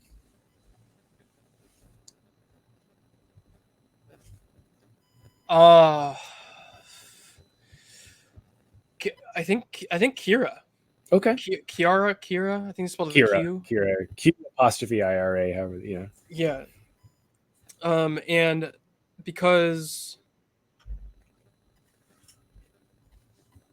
I think she had a lot of room to like lose her mind in like absolute totality, and just like I thought any moment she was going to be the one to destroy the plans of the crew, you know. And of course she needed to please Moff Gideon. No, Moff Not yet. He's not here yet. What is Darth Maul's henchman? The dude below him, Hayden Dross. Yeah. She like, of course she had to make sure everything was kept in place, but like being pulled between Hayden Dross or whatever, and Han, and like all the variables, she was a trauma survivor who just like pushed through, and not favorable, but had to do what she had to do. And she's interesting to me in that film. I don't know. No one else is very interesting to me in terms of the way her character is. I like other characters. I liked all the characters. I did like I liked L3 a lot. Like the super sassy droid I thought was great. Yes. And how that sassy navigation droid got put into Millennium Falcon was cool. But Lando was my favorite in this. Like Donald Glover as a young Lando Calrissian. Number one, he nailed it. Performance wise. Like I think I can't remember the actor's name, but the guy who played Han Solo, I think he did a great job. I think he encompassed and embodied Han Solo really well. But I do think Donald Glover as Lando Calrissian, it's just the perfect casting choice. And I think he knocked it out of the park. But I think seeing more of Lando Calrissian was really cool, and seeing him as this like suave card player, but also is super worried about like a droid, and also his ship being pristine. It's all of the characteristics that we get in Empire Strikes Back, just really elaborated on. So I really loved him in that. They nailed it. They did a good job. I was worried going into Solo. I was worried. I wouldn't say I was worried, but I was. I guess concerned is better for me.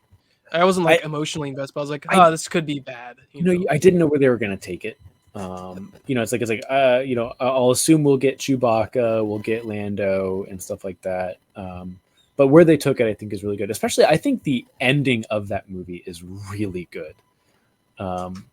Like Han turning on the guy he'd been smuggling with, when he thinks like, oh, you're too good, kid, and then he shoots him.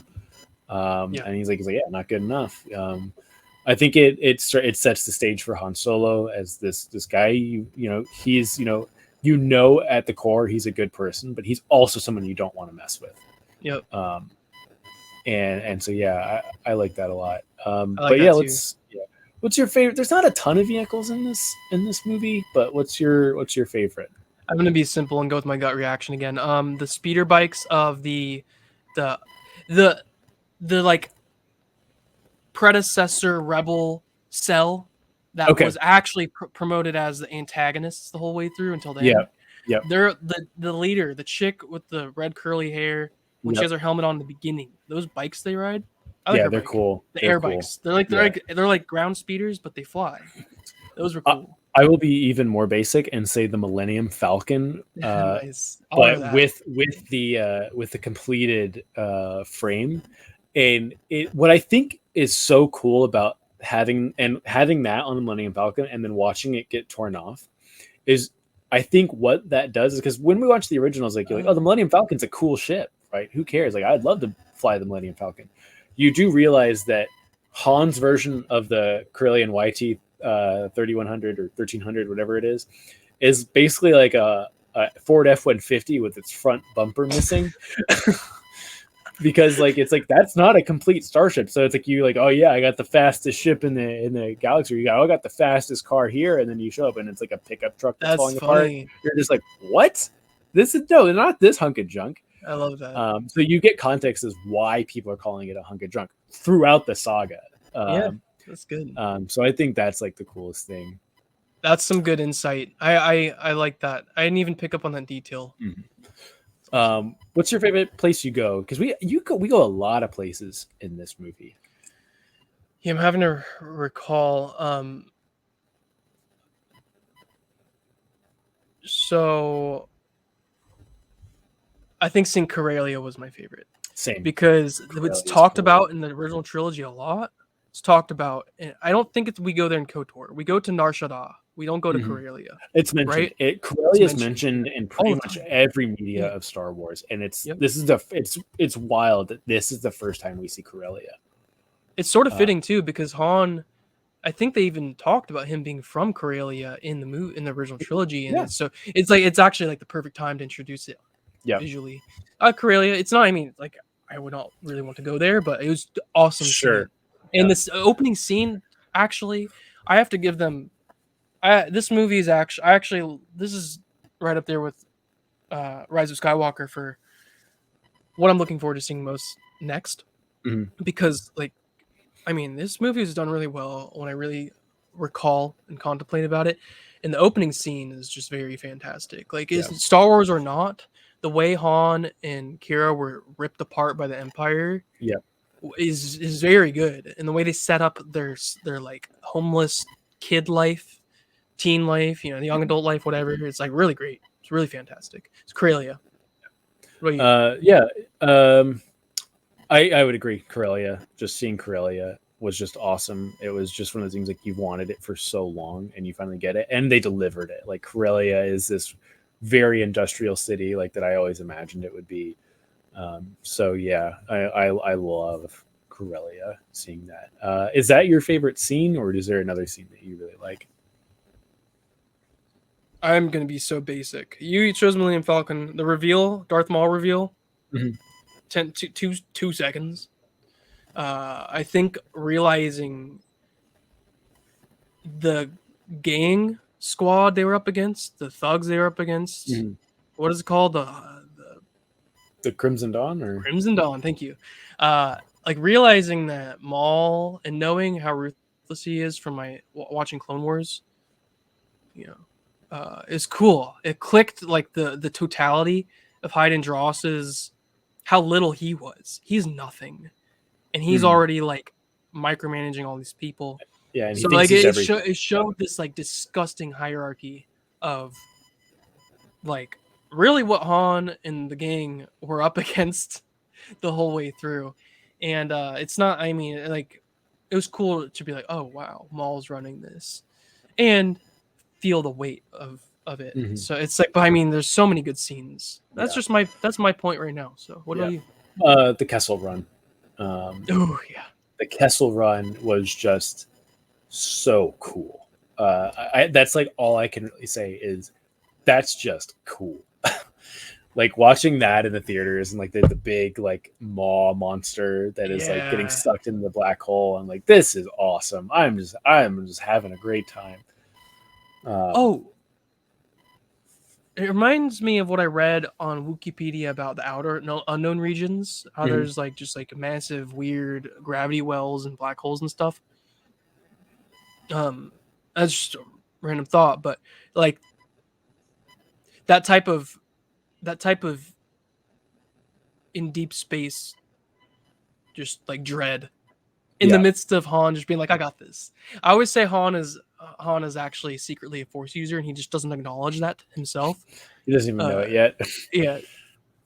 No, that's a cool scene. Yeah. No, I love that scene. I don't think much has come out of this movie as far as like external media. There's not like a Han Solo game that's come out of that. So unless you can think of anything.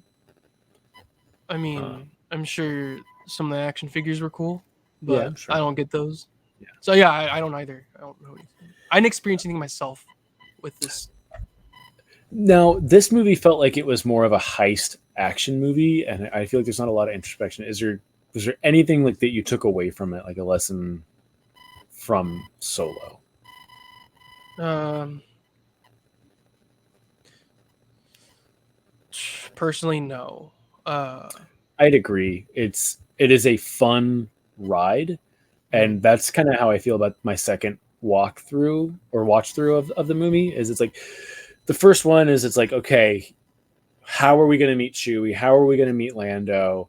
You know, how are we going to get to the Millennium Falcon? You're waiting for these pieces to fall in line. That like, yeah, it's fun when they do, but you're anticipating everything, so you don't get to enjoy the ride of Solo. But when I rewatch it at least, you're just along for the ride. You know how everything's going to play out, and you just get to appreciate how everything kind of That's falls true. into place. So, yeah, It's very much a survival scoundrel. yeah, Bounty, smuggler movie. Yeah, exactly. You described it well. yeah. Cool. But so let's move on from Solo. Again, I'm excited to watch this for a third time because I really enjoyed my second watch through of it. I watched it not that long ago, like maybe 2-3 months ago. I love rewatching it. This one we might spend some time on because I know both of us really like this movie. I would argue the best made Star Wars movie of all time, Rogue One. I second that. And so Rogue One is the biggest plot hole fix movie in the history. Um, uh, how did the Empire make a Death Star that has a weak point? This is the explanation to it, and we get introduced to a whole new cast of characters. And we'll get really into this. What was it like the first time you watched Rogue One, and what were you expecting? Actually, I'm tripping out now. I think we might have been at the same. Did we see this together? We saw it together. Yeah, I was living in New York when it came out, but I might have come back down, and we might have gone. No, there was something there. I remember leaving a show at that place, Wonder Root, and going to the theater, like leaving to go watch it. And I was actually really looking forward to this one. I'll stop real quick for this chat from the Merc. We're not going to talk too much about stuff like this in this first episode, but there is so much religious allegory within Star Wars, not just the Christian allegory, but stuff from Islam and Buddhism, Taoism. There's so much that we will, at some point in the future, definitely be doing a religious philosophical exposition on all of Star Wars. So if you are not subscribed to both of us on TikTok, I encourage you to do so. I have a handful of TikToks talking about religious themes in Star Wars, but yeah, I do appreciate that comment. But yeah, what's up, the Merc? But yeah, no, I will say when the first time that I went, I was excited for Rogue One. I don't think I've ever been more pleasantly surprised. Even when I had high expectations for a movie, I have never been more pleasantly surprised with how good a movie turned out than Rogue One. No, I do remember walking out of the theater. I'm not going to say dumbfounded. I think dumbfounded is something that is actually very rare in life. But I was pleasantly surprised with how much I enjoyed it the whole way through. And ever since 2016, it was when I think it came out, to this day, I have found a deeper understanding with such a simple plot. Yeah. So it was like the first time I watched it. Great. It was my first movie.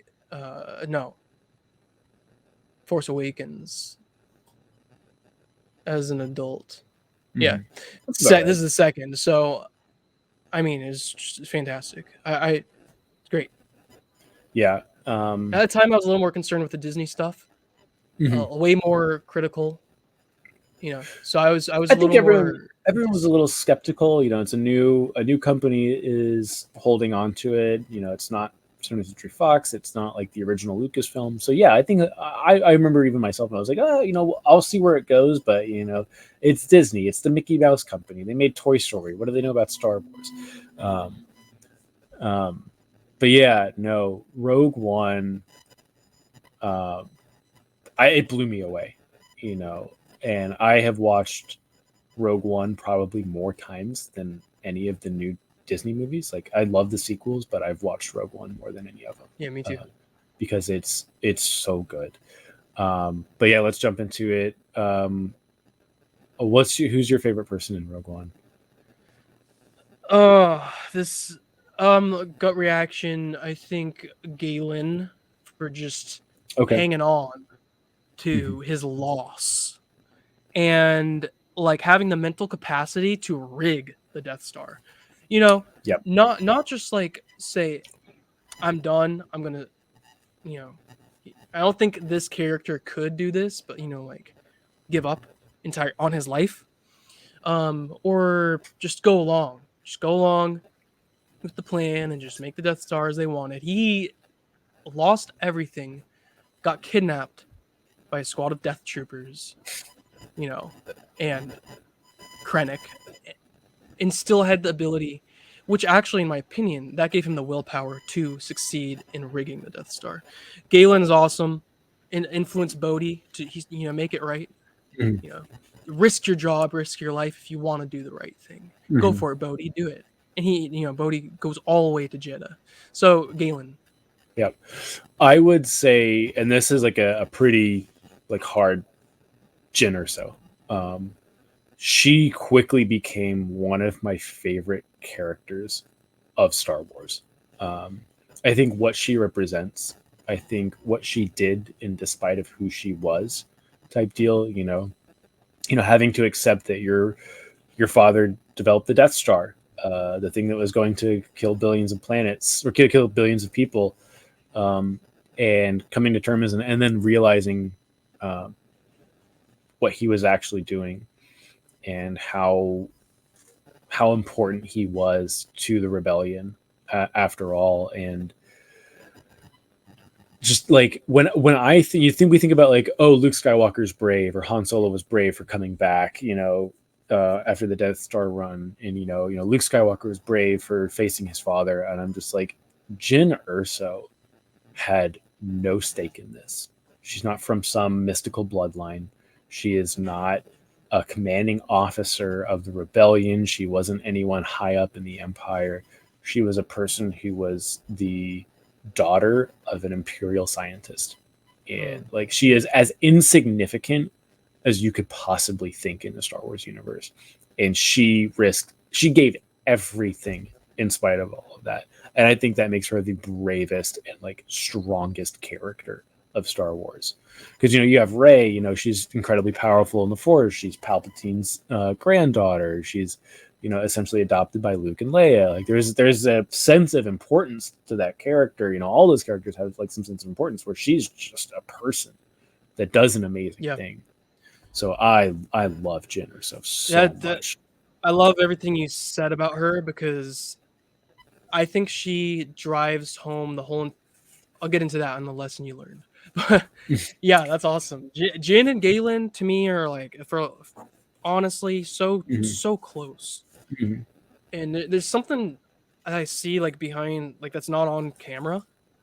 Like Galen just like groveling away at his science in his lab station, just Yep, like in that lab. He's a lab rat. yep, Like, but like she's got the Urso genes. Jin does, yep, and that what they got some similarity there because their willpower to do what they have to do, and it's the right choice.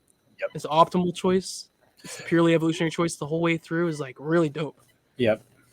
Yeah, and I think what I'll start doing again, we're running. I'm loving this, but yeah, we are running super super long. I think moving forward, I know we're cutting stuff, but if we just switch to character scene and lessons, and maybe the stuff that you like that came out of it. Yeah. Yeah. So, Cool. what's your favorite part of Rogue One?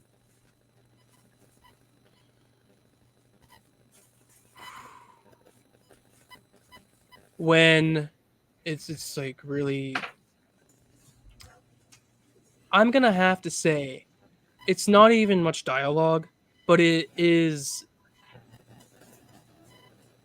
the scene where Jin finally gets to the top of the Scarif tower, Mm-hmm. aligns the antenna, and the Akbar's race.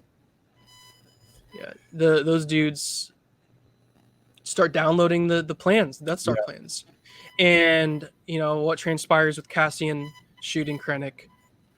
Dude, Jin just like looking Krennic in the eyes, like, you know who I am. Not even really getting into like revenge mentality yet, just like Mhm. owning, like, you know who I am. I'm the daughter of Galen Erso, and just watching this man Krennic so weak. His Yeah. weakness is shown so strongly in that scene. His fear of being nothing. And she, for lack of a better term, has had zero of what he has ever had in terms of prestige and comfort in life. She's leaps and bounds. I'm not delineating betterment in terms of worth, but let's talk about what they're doing. What are they doing? He's doing everything based out of fear, and she's just, it is a martyrdom story. And I don't advocate martyrdom, but like, let's look at what was happening. They had no other options. Yeah. Like, they literally had no other options. It's the coolest thing. So once the Mon Calamari start downloading the transmission, they get it, they dip out, and some of the ships hit the Death Star, the Yeah. Star Destroyer. Like, that Yeah. whole scene is just my favorite. All of Battle of Scarif to me is, I don't think there is a more emotional time in Star Wars than the Battle of Scarif, because you learn pretty early on this is not going to end well. Like, we know they're going to get the plans of the Death Star out. Like, we know that's going to happen. In the same way, like in the prequels, like Obi-Wan's not going to die. You don't have to worry about Obi-Wan dying in these movies. And it's like, we don't have to worry about them not getting the Death Star plans to the rebels. But all of the Battle of Scarif, just watching the character, they succeeded in one movie, which I think every other trilogy needed 3 movies to get you to really, really invest in the characters. And you may have become invested in those characters earlier or later, but I became invested in every single one of those characters Me too. within the brief period of that movie. And just all the Battle of Scarif. If I have to pick the one moment, it is the Death Star shooting Krennic. The Death Star laser hitting the exact spot that Krennic is lying on. He looks up at it, and he looks up at his creation, shoots him straight in the gosh darn face. Yep. Because I have never hated a villain more than Orson Krennic. Have you thought about how he created that moment for himself? Yes. I look at him as like Dross from Solo, is these people who think they are so powerful but are so weak in reality. They are so meaningless. Like, you are nothing to Darth Vader, to Tarkin, to Palpatine, and you think you rule the galaxy. Right. Dross he thinks he has so much power over Kira and Han Solo. It's like, you have no power. Darth Maul has the power. Right, he's on a leash. He's on a leash under Maul. And so, yeah, it's just he put himself there by pushing Galen Erso to where he didn't want to be. Galen Erso made that weapon, and he destroyed that family, and that family got revenge with the weapon that he made him build. Mm-hmm. So I love Orson Krennic getting a Death Star laser to the face. That is just pure awesomeness to me. And the wild part is, like, they got their vengeance, and they didn't even have to do the killing of Krennic, or like the final choices that brought that bolt through the Scarif Tower. It's actually crazy. They just kept going, and it's just this awesome I guess are we doing a scene and lesson media? Yeah, same lesson. I don't know any media that came out of this really. Catalyst was a really good book. Oh, the book. What am I talking The about? James Luceno book was really good. I I actually really want read to that read. before. Okay. I was deeply invested in this movie before. Yeah, I love watched Catalyst. I want to read Rebel Rising. I've not done that yet. There's another TikTok creator, Stardust M. So go follow her. She is like the CEO of Rogue One. Oh, cool. But yeah, Stardust. Yeah, is the name. Yeah. Yes. But no, she highly recommends reading Rebel Rising because it's the story of like teenage Jyn or so, like with Saw Gerrera. Oh, that's awesome. Yeah, that's really cool. But yeah, the lesson you learn. I mean, I feel like there's a lot to learn from this movie, but I think there's a big one. But yeah, what's the lesson you pulled away?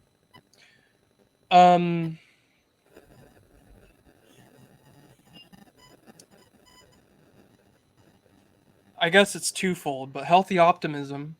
Mm-hmm. You know, the scene where Cassian comes in with his crew, telling Jyn that they're gonna go to Scarif with her, and he's like, if they gave up, like everyone in the Rebel Alliance, if they chose to stop, I would not even fault them. Right. Honestly, I wouldn't. Like what happened on Scarif, first of all, was a martyr mission if they succeeded or not. So that means it's a failed mission or they all die and they succeed. So like either way, it's the most bleak. I think it's the most bleak thing we see in like a more grand Star Wars situation. And they needed that willpower and that will to live, Yeah. which in my opinion, not only the mere will to survive and eat food and drink water and wake up, do what you need to do within the most optimal outcome for you and everyone involved. And what I really thought of too with Krennic, when you mentioned the Death Star hitting him, is also like Krennic is the perfect mirror of Jyn. Yep. Because on that end, you got this healthy optimism. They're aware of what they're up against. They're aware of how trash the situation they're in is. They choose the best thing to do the whole way through. I mean, Krennic is, for lack of a more eloquent term, just a leashed dog who gets beat every day. Sorry to be very graphic, but his form of beating is literally like his lacks in terms of what he can't accomplish within the ranks he's immersed himself in with his choosing, and just lashing out at everyone around him who he can try to control or actually control, and going to Vader on Mustafar and complaining, which is like a dog, asking for pissing on everything and asking for more. And it's like the perfect mirror to Jyn Erso. And what I learned from that is, healthy optimism is essential. Choosing the fear path is not, obviously. I think that's pretty obvious. Yeah, it's definitely my favorite Star Wars movies are usually circulating around Empire Strikes Back, A New Hope, The Last Jedi, and Rogue One. Because I think the Rogue One, the lesson that I think I took away from it the most is like the obvious one is how important hope is to everyone. You have to have some type of hope to get anything done. You won't get anything done if you're not hopeful about it. There's so many uncertain things in the world. You have to have that hope, and that's rebellions are built on hope. That's essentially the tagline of the movie, and it ties perfectly into A New Hope. Like it literally goes like the end of that movie so is cool. the beginning of A New Hope. So I think that's just it's the perfect allegory. It's the perfect transition, and it works so well. And they can use hope well because they're able to, regardless of the odds they're up against, they're able to really get their willpower in the places they need it. And I don't like to talk about that too much, but my opinion is that for hope to outpicture in the way you want it to. Mhm. You also gotta be aware. But the hope is a fascinating topic to me. Yeah. Because people like what we talked about with Anakin, his fears and doubts and worries and concerns were all his own. Therefore, Mhm. they shaped his life. Well, even if someone's not really aware of what they're doing, they can be so hopeful and happy about something. Mhm. And like I'm at the point where I honor anyone's happiness, regardless Yeah. of what it is. But like the rebels in that film had it down too. Yeah. Yeah, it's really cool to see. I agree. Yeah, I fully agree. But yeah, I'm excited to talk like in depth about Rogue One when we rewatch it. I'm really excited just to break that film down Hmm. because there's so much. There's so much to that film that we haven't even touched. But as a whole, the standalone movies, I guess the way I'll put it is: do you want more standalone movies, or do you want more shows like Mandalorian, Bad Batch, Book of Boba Fett? What do you prefer? These quick, here's how Han Solo came to be, here's how we got the Death Star plans, we're getting a Rogue One or Rogue Squadron movie, that's just going to be, all about a short story about X-Wing pilots, what do you want to see more of? That's a good question because I think for me, what I want to see more of is it's sort of a balancing act. I want to see more in terms of more. I want to see more shows Okay. and fewer standalone films because, in my opinion, I don't know what I'm not in the film industry Right. or the entertainment industry, but I sort of have this feeling or this intuit that the shows have like this greater ability to whether it's one show that goes on for a long time and that's considered more show, you know, like let's say it's like a 6 season show. So I'll consider that like more show and then fewer movies because it's still show being produced, right? Mhm. I would rather have more actual shows, series, or a long show, and then Okay. fewer standalones because I do think the standalones need this spacing and Yeah. like at least a year, at Mhm. least in between the standalone films. And I don't know what they're doing with trilogies. I don't keep up with the news, but especially if there's trilogies happening continually, I think they were hinted back when I paid attention to the news. But I standalones don't think need there's this any. diligence and like Yeah. patience. Yeah, there's no That's my trilogies, I think, in opinion. the opinion in the works, but I really like the movies because they are so short. You get so much in so little time. I don't watch a ton of TV shows. Like when I watch a TV show, it usually is like Mandalorian or Book of Boba Fett. It's that type of thing. I'm excited to watch Rebels for the first time. Um, but yeah, so there's part of me that's kind of the opposite. Like I do just want more movies, but that's just me personally. Like it's just how I like to consume the content. It's just very quick. Like get that story told, like quickly. Mhm. Because like you get these really great plot telling I prefer them devices. too. Yeah, you get the plot telling devices of the Mandalorian. You would have not have been able to do what you did in the Mandalorian in a movie. Like Mm. we wouldn't care about Din Djarin if it was just a movie. We wouldn't care about Grogu if it was just a movie. That's the power Yeah. of a TV show is you get to become attached and grow with characters over an extended period of time. But yeah, it's no secret to anyone that's on TikTok that I am unbelievably excited for Rogue Squadron. So yeah, I'm excited. I think the two standalone movies were super successful in both of their goals. Is I that think gonna that's the next standalone? that we know of, yeah. Cool. And it's like Awesome. next year or the year after, I think, is when it's supposed to come out. But that's like the next standalone movie is Rogue Squadron, which I'm excited for. That's awesome. But yeah, let's just go into the OG trilogy. We'll just go with A New Hope, the original Star Wars. I guess I'll just keep it in chronological order. This is the story of our original protagonist's children. This is the story of Luke Skywalker.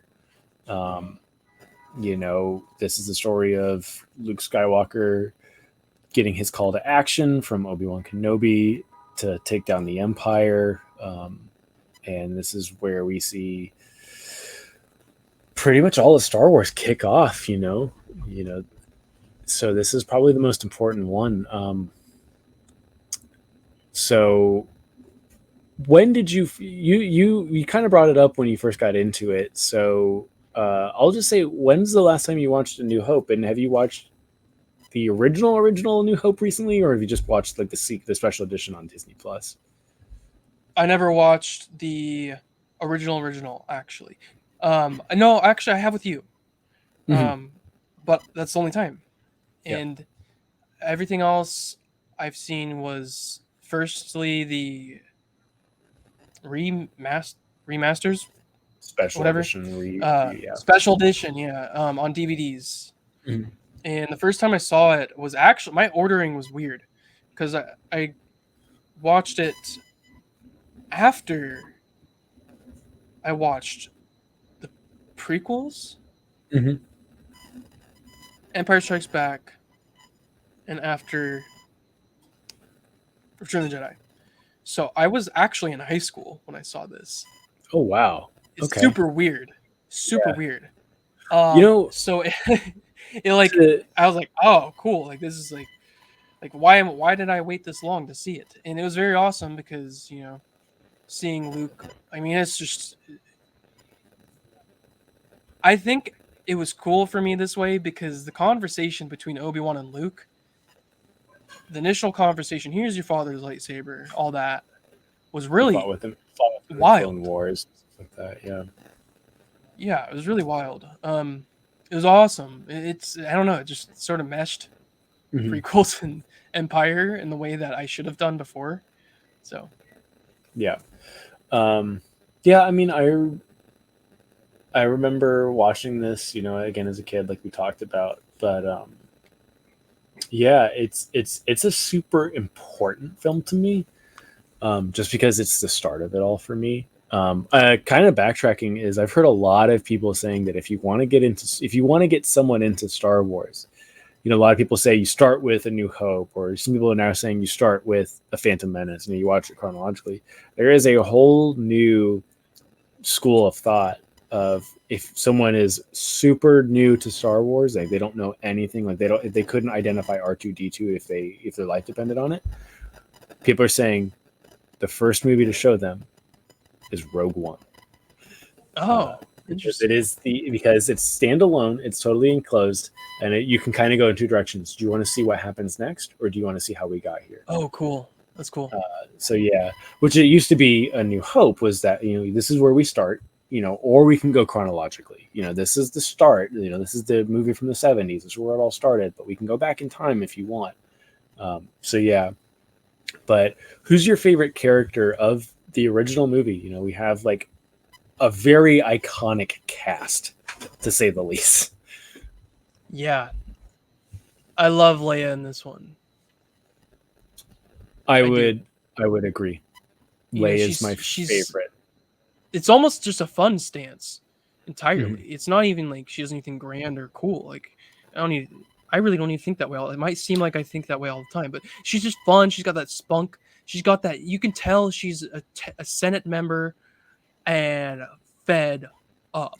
And like, Yeah. Padme's almost coming through, like her genealogical ancestral stuff, or Yep. just like her ability, that's from Padme, whatever. I see a lot of that when I watch that film these days. Like when she's cuffed next to Tarkin, I mean, there's just so much with her fire is cool to me. Yeah, And it's a simple fire, and it's just really great. I think even on the Death Star, when there's the stormtroopers shooting down at them, and Luke's trying to get the grappling hook out, and then like Leia just takes the blaster and just starts shooting the star. Like, that's your mom. That is 100% your mom coming through. Yeah. So yeah, Leia is a super awesome character in this. It's just from the beginning of the Hope Me Obi-Wan Kenobi, you're on the Hope. That's such a meaningful part of Star Wars at this point. All the way to the end. We see this more regal side of her. Giving out the medals to Han and Luke. Um, so yeah, I agree. Leia's where it's at in A New Hope. What's your favorite part of the movie? There's this whole movie's iconic. Like Mhm. every single scene of this movie is memorable. Um, You know, I think it's more of a foundational resonance I have with it. But when they're all chilling and there's no music, there's a lot of silence. There's a lot of Millennium Falcon hum, and it's right after they get out of Mos Eisley, and Luke's practicing with the practice droid, Mhm. and they talk about the Force, and it's yeah, it's iconic, but I like it. Maybe it's iconic because why I like it. And Han is skeptical, you Mhm. know, doubting this old man, doubting this boy, and Luke is so curious and naive. And Obi-Wan, I want to get in that guy's head in this scene. Like Mhm. he's been waiting for this moment, you know. Like it's cool. It's really great. You asked me what my favorite scene is, right? I answered the right Yeah, question. yeah. My favorite scene. I love every moment of this Mhm. movie. It's definitely my comfort Star Wars film. Of like if I if, Me, if me I too. Me if I too. just want to put on a Star Wars film, it Yeah. will always be A New Hope. Yeah. It's not necessarily my favorite movie, but it's just that it is the most Star Wars of Star Wars. It's the original, so it's the most Star Wars movie there is. Yeah. My favorite scene has always been and will always be the trench run on the Death Star.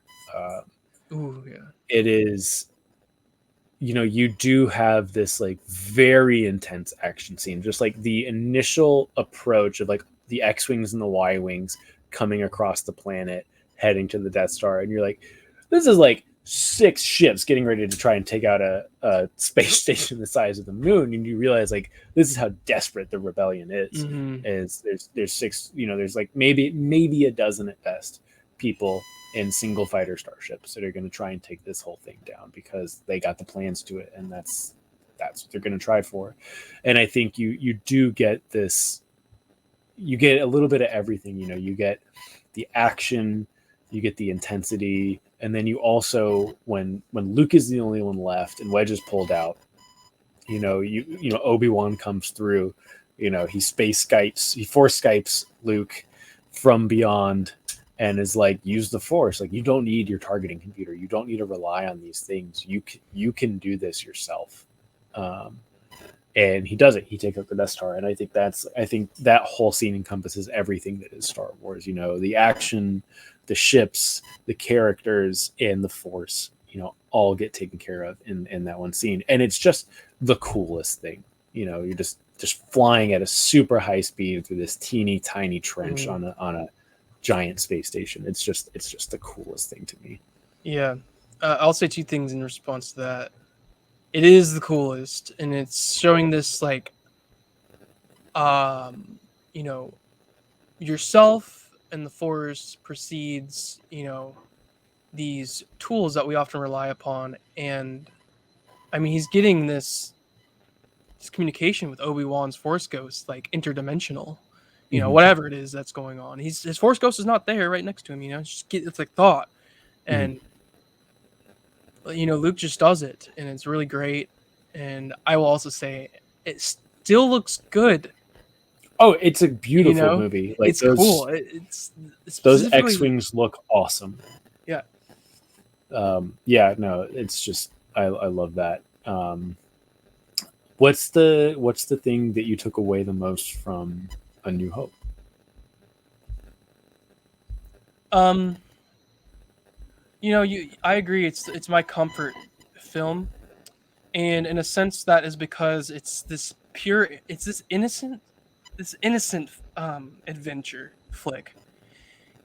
It not in the sense that Solo was, where it was like that was like gritty and Mhm. smugglers and stuff, but this was literally, you know,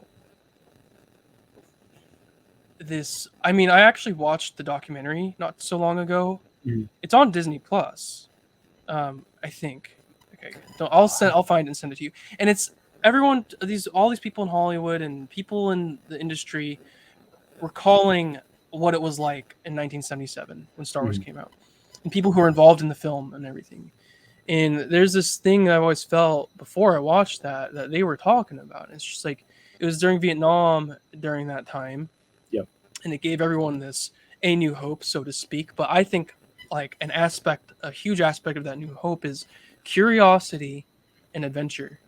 And even though it's space wizards, as you call them, I like that. It's funny. It's fun. Space wizards and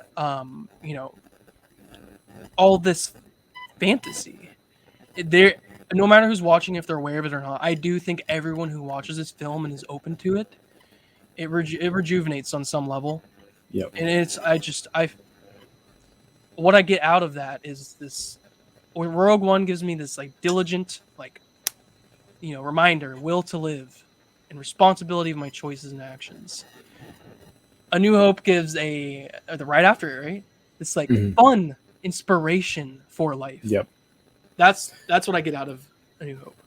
Yeah, I think the thing that I took away, like the lesson I learned, is there's two. It's kind of what you said is like you do have this like inspiration now that anyone who watches it is very likely to be inspired. Of like, yeah, you want to be like Luke Skywalker. You want to fly down. You want to fly down like a trench of a Death Star in a super cool spaceship. And take out the most despicable weapon in the history of the galaxy, right? It's inspired literally millions of people in the time that it's been around.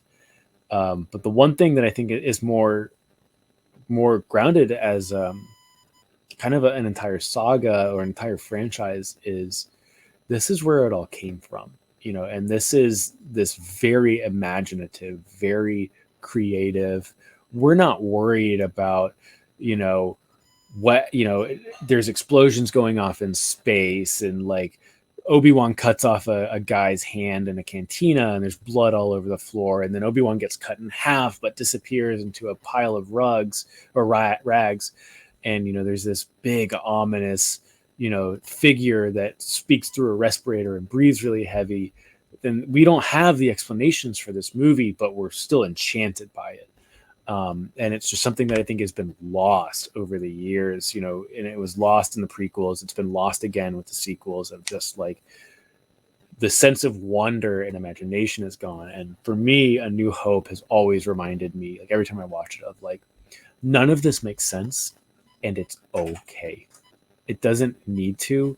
We have a wonderful world we're living in, and it's an imaginative world, and you should be having fun. And I think that's my biggest takeaway every time I watch New Hope is like that movie, if we're being honest, that movie makes zero sense.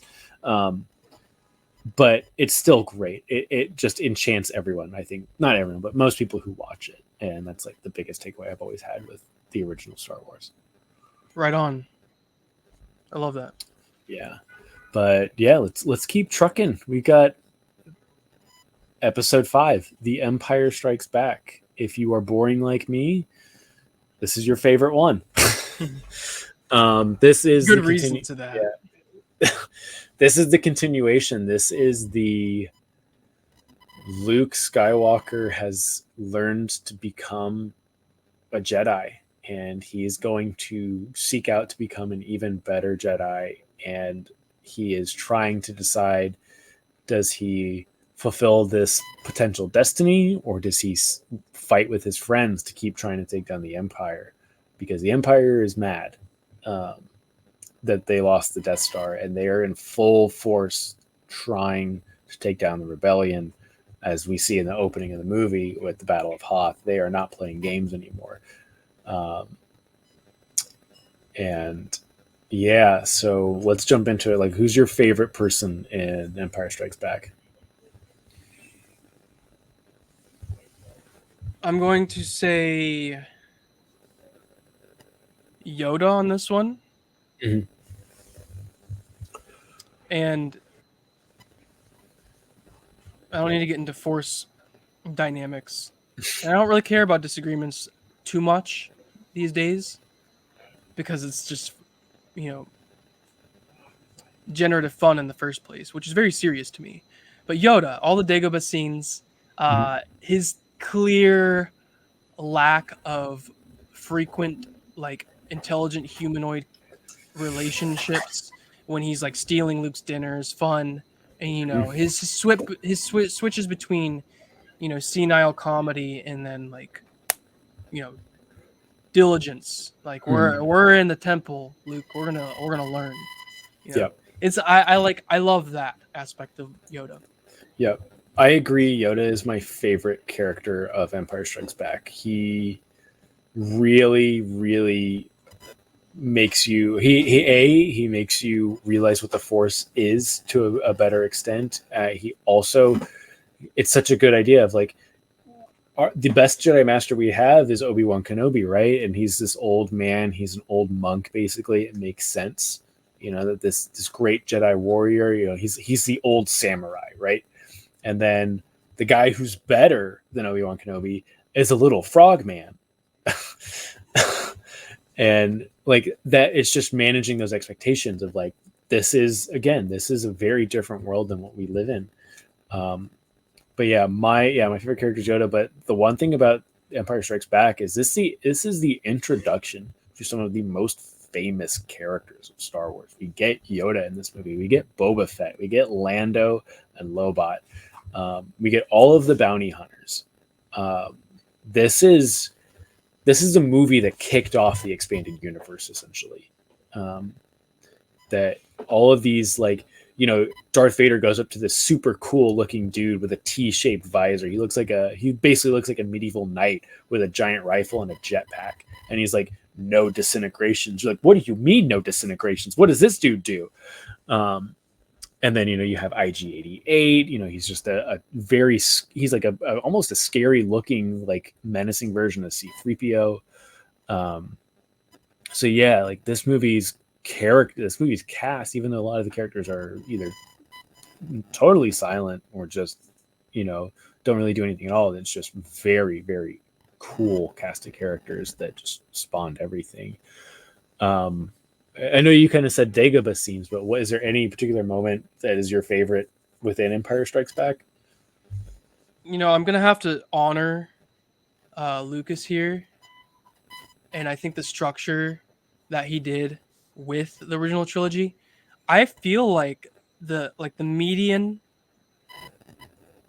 climax of the original trilogy is when Yoda, literally this specific scene, in my opinion, when Yoda is explaining what the Force is to Luke in Dagobah. I feel like that's like the middle, smack dab in the middle of the whole entire original trilogy, and it's almost perfect. And I'm thinking about it only now, and I've always loved his explanation of the Force. I have my own thoughts about how the will of the Force works. Sure. I think it's not as pretty as the Jedi make it, and it's not as meaningless as the Sith make it. Yeah. And I don't need to go into that, but that scene is so beautiful to me. The song that plays, and I'm gonna have to mention Cloud City here. The aesthetics of Cloud City is great. That's an offshoot comment. Cloud City to me is the one place that feels like it is not possible on Earth, right? That we get, we get all these in the prequels and in the sequels. We do get this more, but Bespin, the literal city of the clouds, is where we kind of get this, like, okay, this is not possible on Earth. True. And I like that. But my favorite scene also is a Yoda scene, and it is the "you only take what you bring with you" scene. When he goes into that little cove in the swamp, yes, and he faces what he thinks is Darth Vader, and it's really just himself. And I think it is such a good foreshadowing for what's going to happen in Return of the Jedi during that fight. It proves that Luke Skywalker is not ready, at all. Yep. He's our hero, but he is our failing hero. Mm-hmm. And we see this happen when he goes to Bespin. He abandons his training because he's not ready. And when he's not ready, he goes up against, to all we know, the most powerful Force user there is, We don't really know much about the Emperor yet. He was mentioned in the last movie. We see his hologram in this movie, but we don't know. Obviously he's Darth Vader's serving under the Emperor, so we can make assumptions. But Darth Vader's choking people with his mind. So he goes up against him and he fails bad. And this is where I think we get parallels in The Last Jedi. Like Empire Strikes Back is a movie of failure. And I think Luke failing that trial on Dagobah and still knowing he failed and is going to fight a fight that he thinks that he has a possibility of winning, but there's no way. And that's what I love about that scene, is it is just like our hero is not this superhero that maybe we were hoping he was going to be. So I love that moment of the movie. Yeah, it's very crucial. And at the beginning of this episode, that very scene is the first one I remember. That's the earliest Star Wars memory. It's always stuck with me. It's his head rolling out of the Darth Vader mask. Like it's creepy, and he's like, yeah, you don't need a lightsaber, and he takes it with him. You know what? It actually, it's interesting because Obi-Wan says to Anakin, you've become the very thing you swore to destroy. And it's like Luke almost did that. And they actually symbolically represented that potentiality with that scene. Luke is always on the border. It's cool. He's always teetering, on that border. He's not listening. He doesn't listen to Obi-Wan. He doesn't listen to Yoda. He doesn't listen to anyone. And I think it continues super well into the sequels, but we'll get to that. But yeah, what's the big takeaway from? I mean, I think there's a lot of takeaways you can take from Empire. You have a thought? You can go ahead. I think patience, is such a good lesson.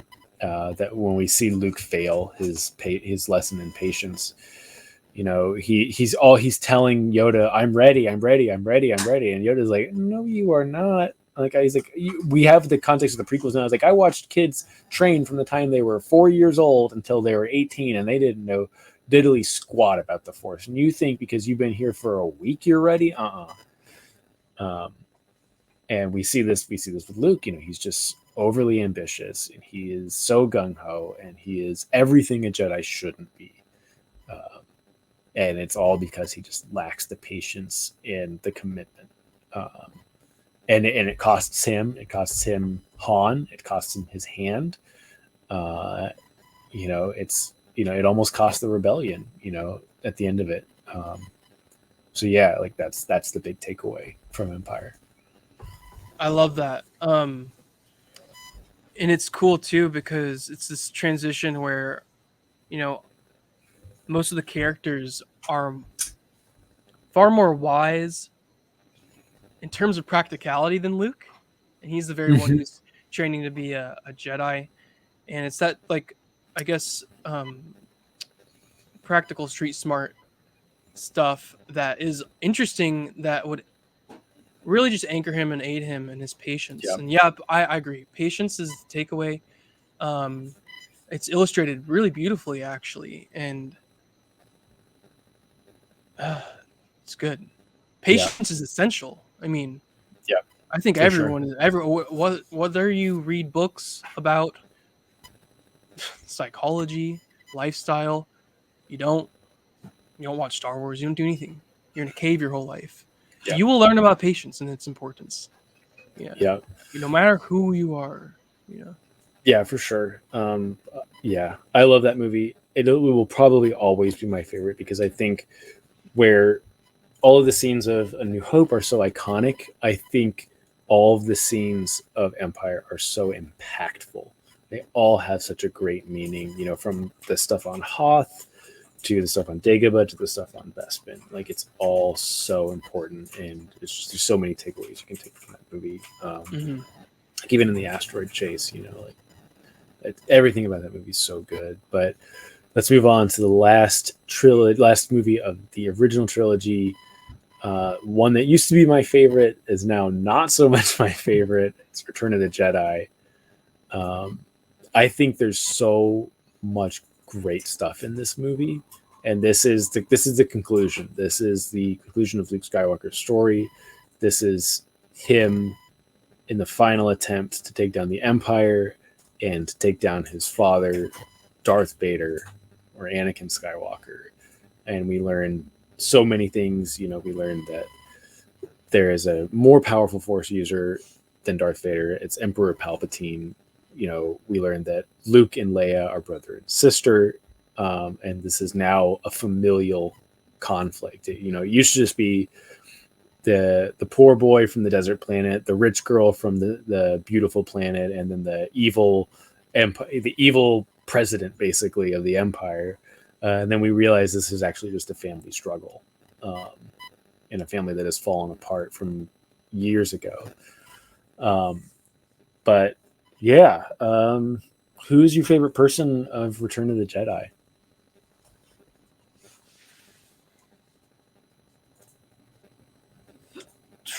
This one's weird for me, actually. I'm gonna say Luke. Yeah, I will also say Luke. So therefore, it's not weird for me. I guess it was weird because there's like not much else that I think I could possibly choose given the situations that happen, and actually, I really relate to this, with my own perceived parental struggles in the past. Mm-hmm. I won't like talk about the specifics, but it's so easy to like, sort of be in this disbelief mentality of like, for Luke, it was, oh my God, my father's Darth Vader. Yeah. Very on the nose and real. Leia dealt with the same thing, especially in the book Bloodline. And this whole honoring like the state of it really transcends specifically parental relationships. It goes into, I'm going into lessons already, aren't I?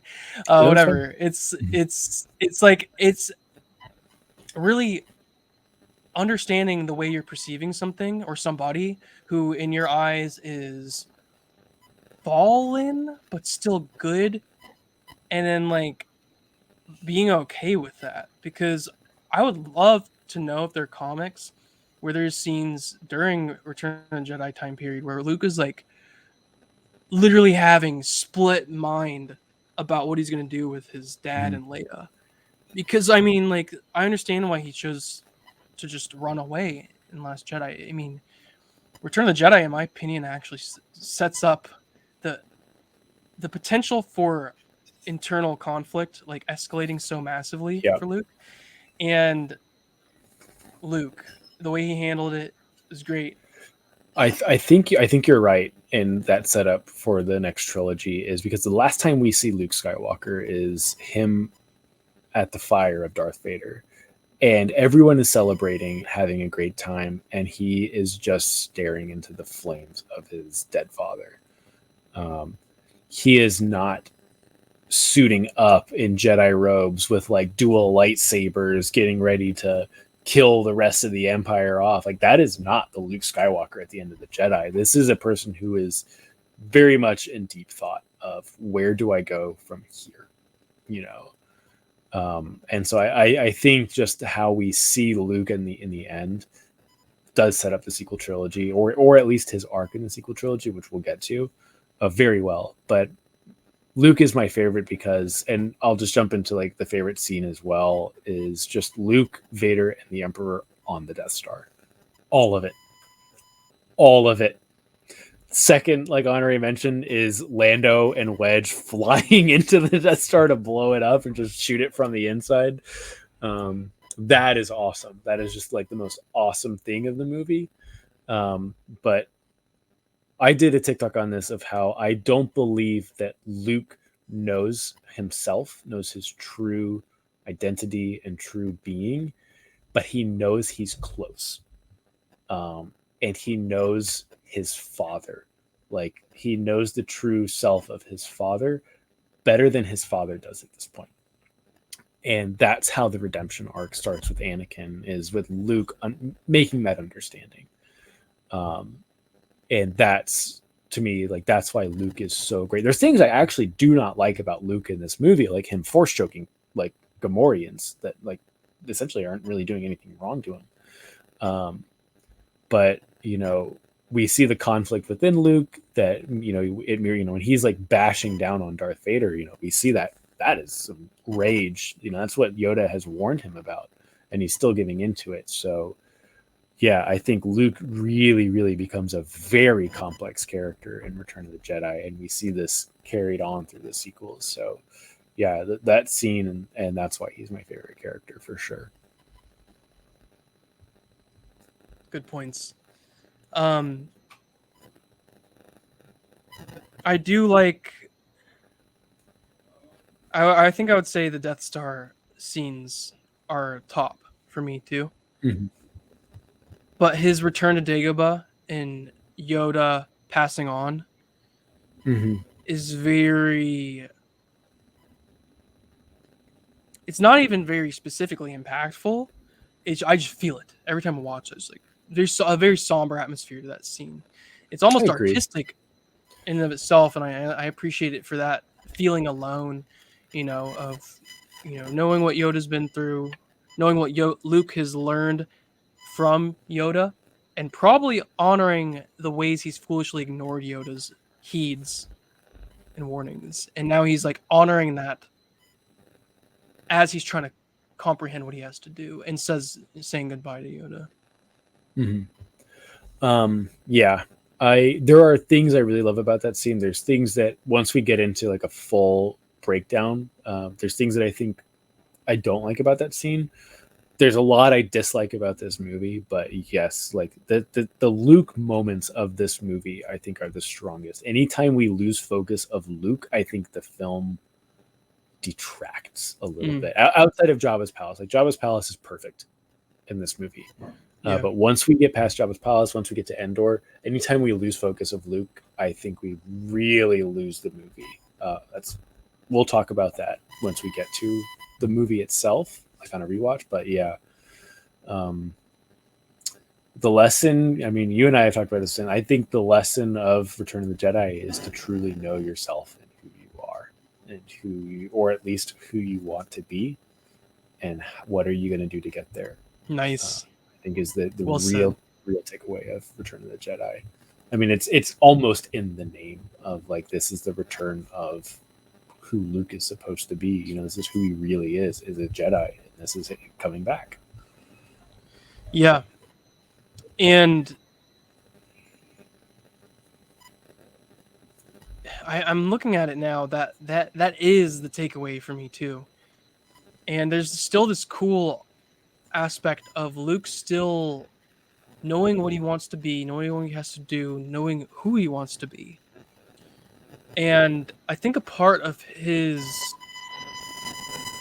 which is illuminated and can happen to anyone in life, like when you have this opportunity ahead of you that you seize and embark upon, you can often make that your thing so strongly that like maybe some of the more simplistic and practical aspects of yourself aren't even really illuminated to your own mind. And it's like characters like Han, who just is like the scoundrel who knows who he is. Simple. Yeah, he's Leia knows more, who he is. Simple. They are more in control of themselves than Luke is. They understand who they are. Yeah. And I wonder if it's very cool. I understand how I've never written a story. I've never written a film. I've written some things, but nothing like this. And I really love to contemplate like how that flowed for George. Like if he wrote Return of the Jedi and had it done, and he's like, oh wow, look at that. Luke ended up being the dude, but he's not really in total control himself, but he's in control of what he knows, what he wants to be. Like that's cool. We should, when we rewatch this movie, we should definitely talk about I'll send it to you, the original script of Revenge of the Jedi. Oh yeah, it was called that. It is a very different movie. It's very, very interesting. But yeah, let's just talk about the trilogy. I mean, this is the original trilogy. This is where it all started. I can criticize these movies while being very nitpicky if I want to, but I have a hard time criticizing this trilogy as a whole. I don't think anything's perfect, but we're pretty close to, like, I have very few complaints about this trilogy, and I think this trilogy is the most magical of the trilogies. It just captures so many people when they watch it. When they watch A New Hope through Return of the Jedi, I think it's just so you so quickly become attached to Luke, Han, and Leia, and Chewie and R2 and C-3PO, like all of the core cast. Like, I think with the prequels and the sequels, there are characters that I think maybe you don't really care about, or maybe you're like, oh, they're fine, but I really like this one. Like this one, I think all of the cast is so easily attached to. That yeah, this trilogy is always going to be my favorite. Likewise, and what you illuminated to me, which is what you're talking about, is that it's really got the best structure, Mhm. um, in almost every aspect, and it's just strong. Mhm. It's very strong. I do think anyone. I don't really know the hot opinions out there about this, but I do think anyone can relate to Luke more so than Anakin or Rey, or any other character. And it's like it might not. I think it is because he starts off as this individual who's still trying to just find out his path and doesn't have strong convictions. His strong convictions don't really exist. He's just Right. trying to be good. And I think Anakin had strong convictions and opinions. I think Rey did too. And Yeah. there's something about Luke being sort of naive that is beautiful to me, because we all start off naive. Yep. And my opinion is it's my favorite trilogy. Yeah. It's just firm. I don't know another one word to give it. Yeah. It's And magical too, but it's like a firm magic. It's like Yeah. it just works. It works very well. Yeah. It's it's the original, and it's hard to top it. I'll say a lot of it does come down to nostalgia, but for me, like, even when I watch it today, like as a concise trilogy, like I watched like the non-special editions like back to back not that long ago, and I'm just like, this is so good. Again, I have my complaints about all the movies I can nitpick, and I do have a lot of complaints about Return of the Jedi, mostly just with Endor and the Ewoks. But like overall, like the highs of Return of the Jedi are so high, that like you can't ignore them. So yeah, but we could probably talk about that forever. Let's get into the most controversial currently trilogy.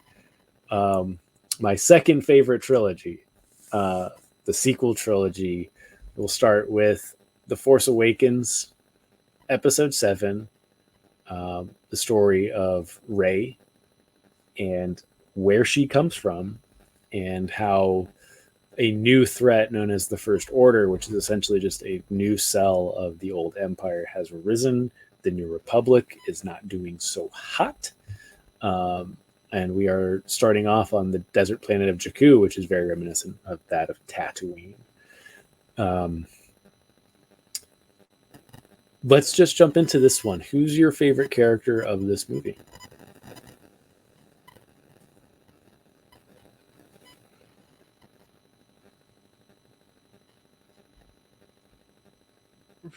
Rey, Okay.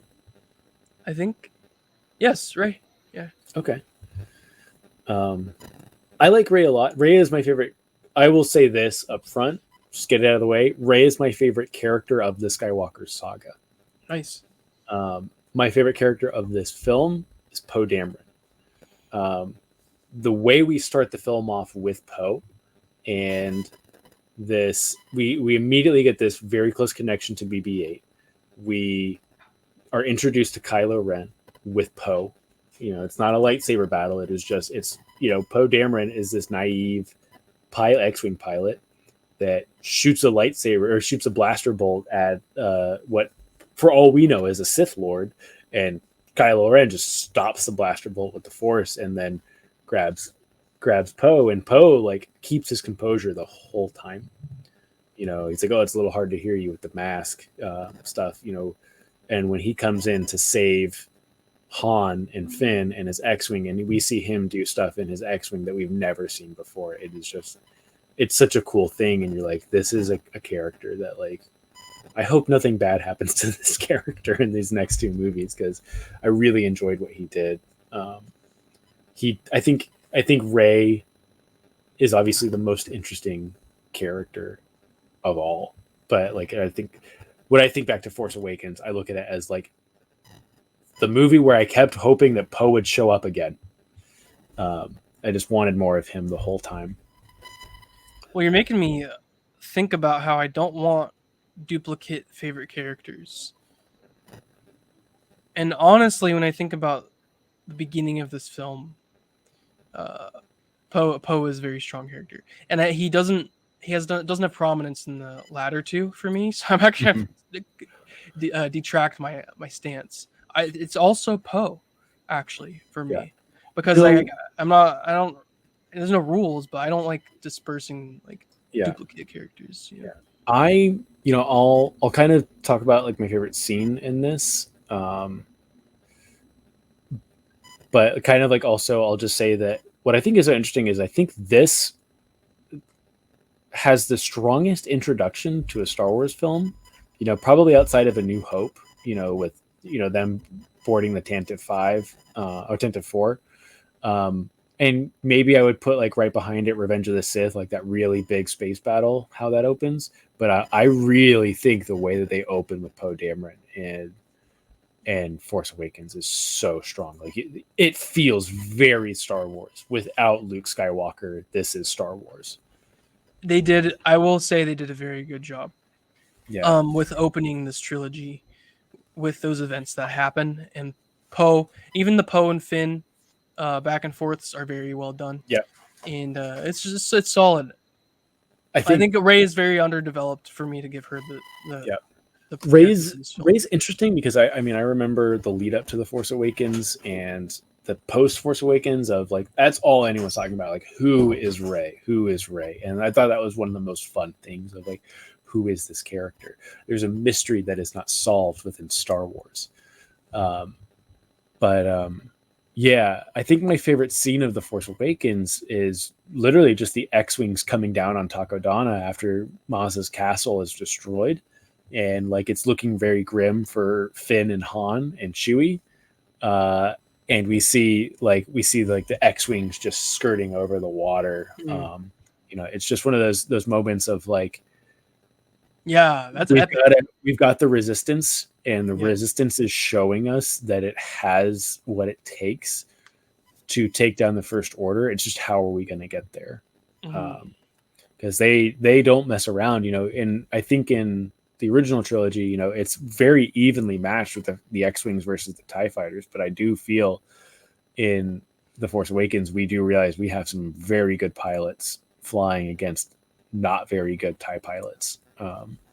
So it's almost like this, like, how are we going to get there type mentality. So I love that scene. And I love the image of like the TIEs coming in on the setting sun. The cinematography of the sequels is unmatched. Like there's just so many beautiful shots in all three movies. I agree. Favorite scene.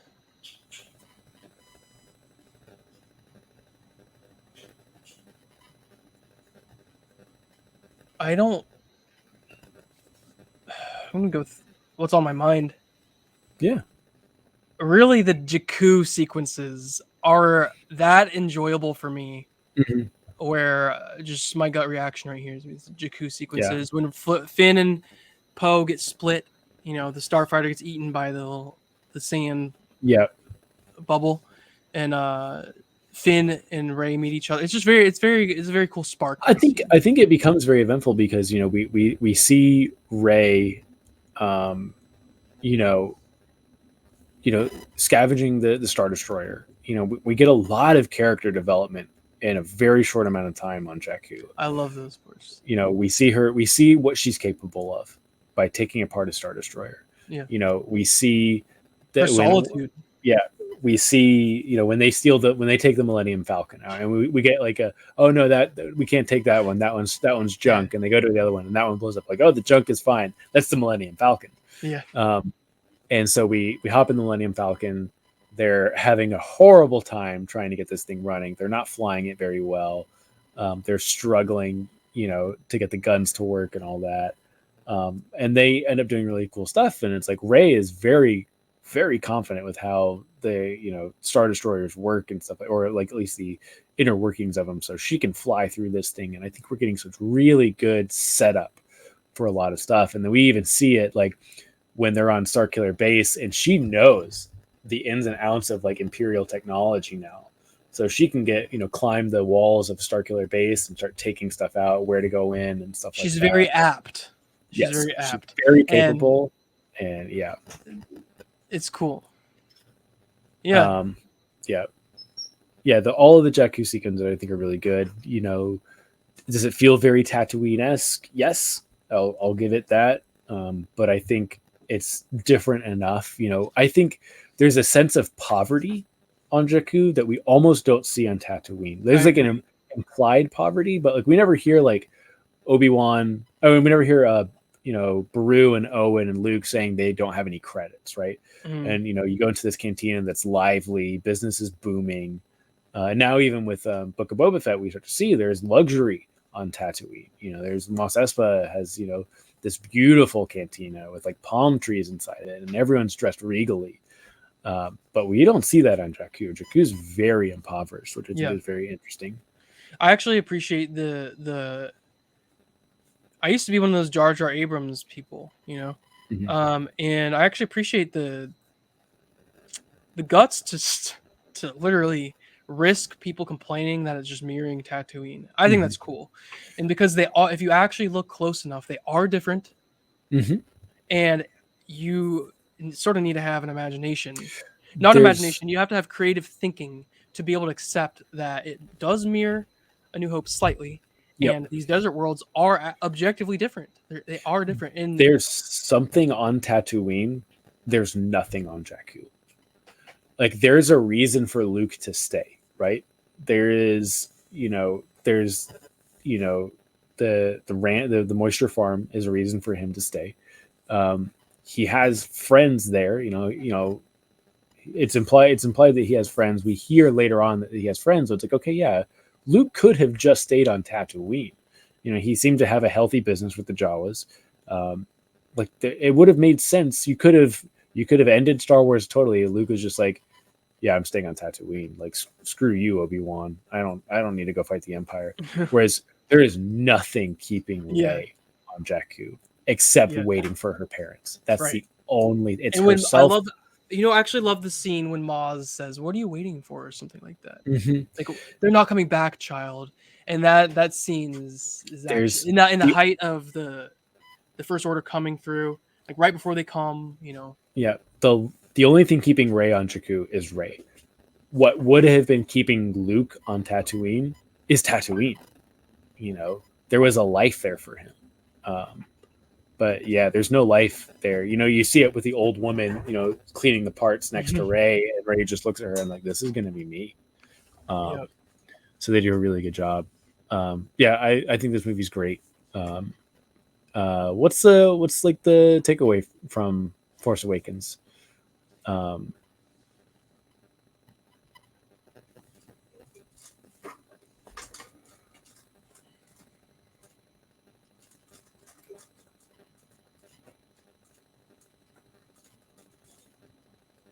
You can go ahead. Yeah. I think for me, the takeaway from Force Awakens doesn't necessarily show itself right away. I think it is I think it's not so much within the movie, it's within the external part of the movie of, this wait and see aspect of like this, like curiosity, of like, when we look at it as we don't know what's going to happen in the next two movies, it's like, who is this character?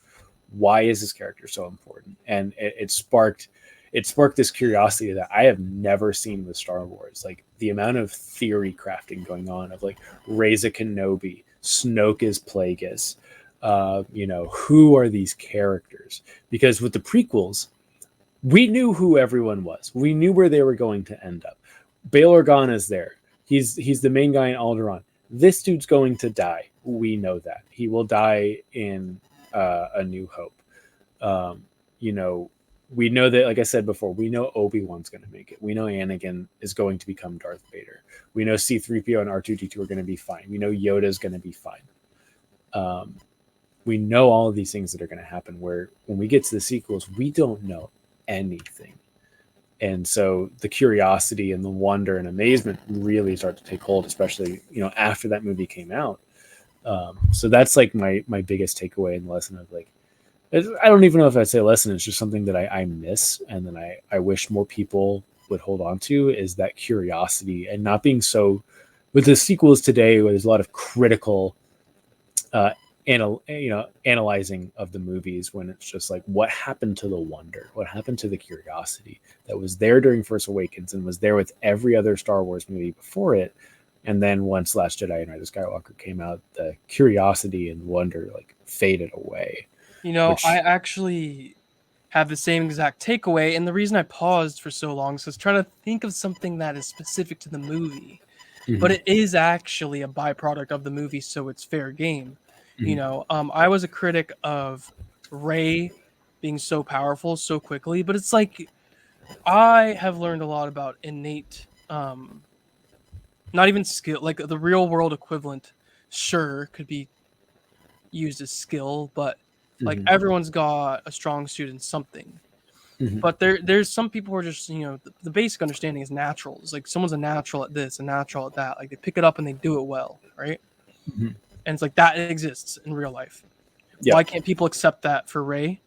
And why is this so uncomfortable? And I was one of those people who like was mental gymnastics and theory crafting why, you know, multiple things were happening, and then being overly critical about Rey's escalating force growth and evolution. And I actually, your point is actually a perfect reflection of my past self. I wasn't enjoying the movie like I would have if I watched it nowadays. I sit down and watch any movie now, and it's just like, you know, you talk a lot about the suspension of disbelief and removing yourself and just enjoying it, just like remove yourself and just enjoy it. And there's something I did not do when I first tried to absorb the new sequel films, and specifically Force Awakens. I did enjoy marathoning in the theaters with you the whole saga, and then watching Force Awakens. I loved that. That was a great experience. You know, I was still a paradox back then in terms of like holding polar opposite ideas. I still loved Force Awakens. It was fun. But I saw that tinge of like toxic criticism that like wouldn't let me fully enjoy it. And that's exactly what you just talked about, that had been missing. And it got to me, you know? Yeah. So I know what you're talking about. Yeah. It's something that, you know, maybe we can touch on kind of at the end of the trilogy wrap up, of just kind of the reception and then the behavior around it. But I would say I want to move on to Last Jedi, which is my favorite of the sequels. Likewise. And this is the training of Rey and becoming a Jedi under the guidance of Luke Skywalker. She has found Luke Skywalker, and she's training under Luke, but has learned that Luke is not necessarily the legend that has been told, you know, by Han Solo and all of the rebellion. And he is now, you know, isolated himself on this teeny tiny island on this ocean planet that like no one even knows about. And, you know, we have the main plot device of this is an incredibly long chase scene of a movie. We see that the resistance is on the run, like the last kind of bastion of the resistance is on the run from the First Order, who is like right on their tails. The First Order has developed hyperspace tracking at this point, and so they can't just jump and run anymore, and they're just trying to make it to the nearest planet before they run out of fuel. So who is your favorite in this movie? This is a very hard one for me. I'm not gonna lie. I'm not. Okay.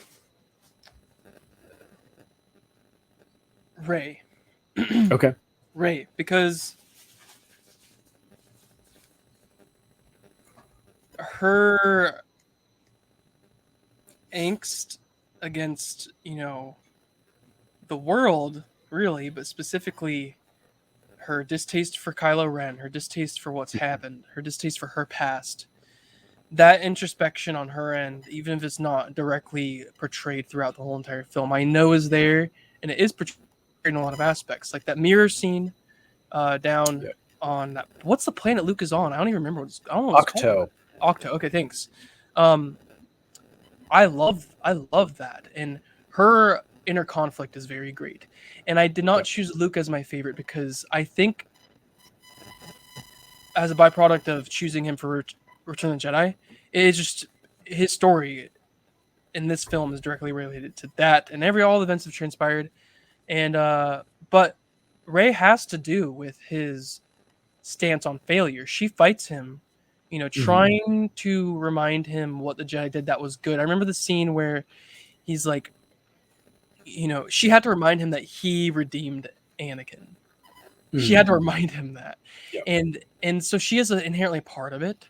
She actually motivates Luke. So in all aspects, she's actually standing next to him through his rise out of nihilism, you know. So Yep. my favorite character is Ray here. Yep. So my favorite character in this film is Luke.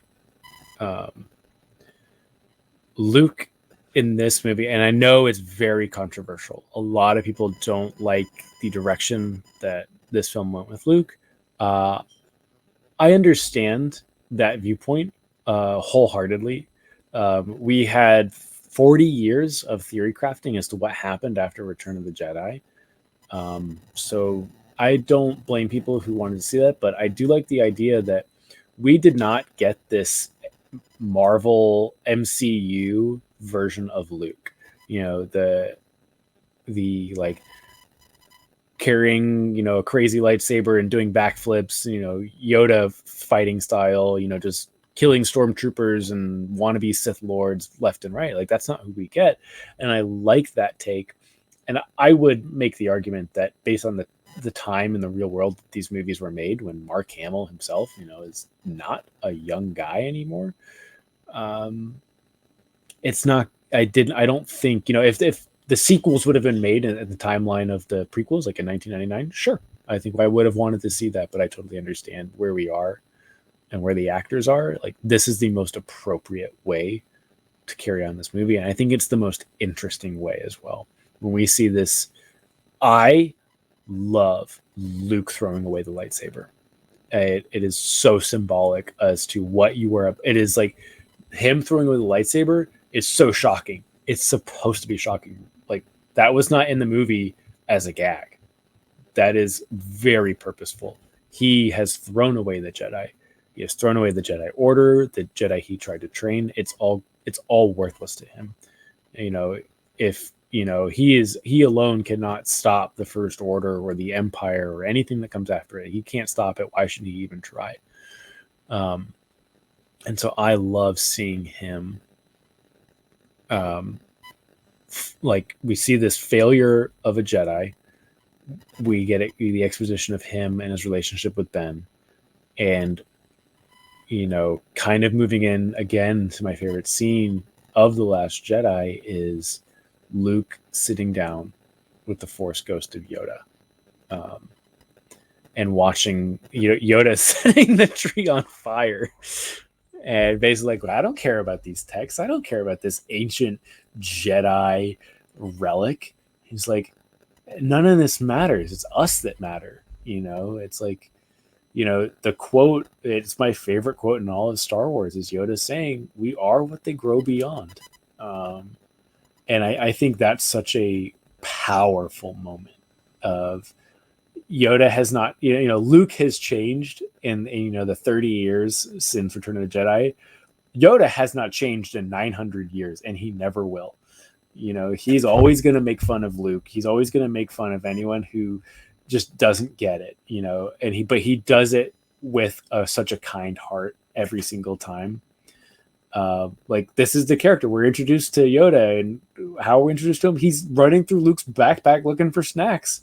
This is the greatest Jedi Master of all time, and he proves that time and time again, and he proves it in the most unexpected ways. And I think it's so great to see that even in Luke's final moments, really, he still has one more lesson to learn from Master Yoda. And that's what I love about Luke and his character in this movie, is it's like his training still isn't done, especially according to Yoda. Well, that's my favorite scene, and it's directly related to my takeaways and lessons. You nailed that scene real well. I mean, people like to fixate on, the specific written knowledge of whatever it is they're looking at, and ultimately, a lot of the Jedi and Sith did that, and Luke, Mhm. Was realizing this, and he realized this type of.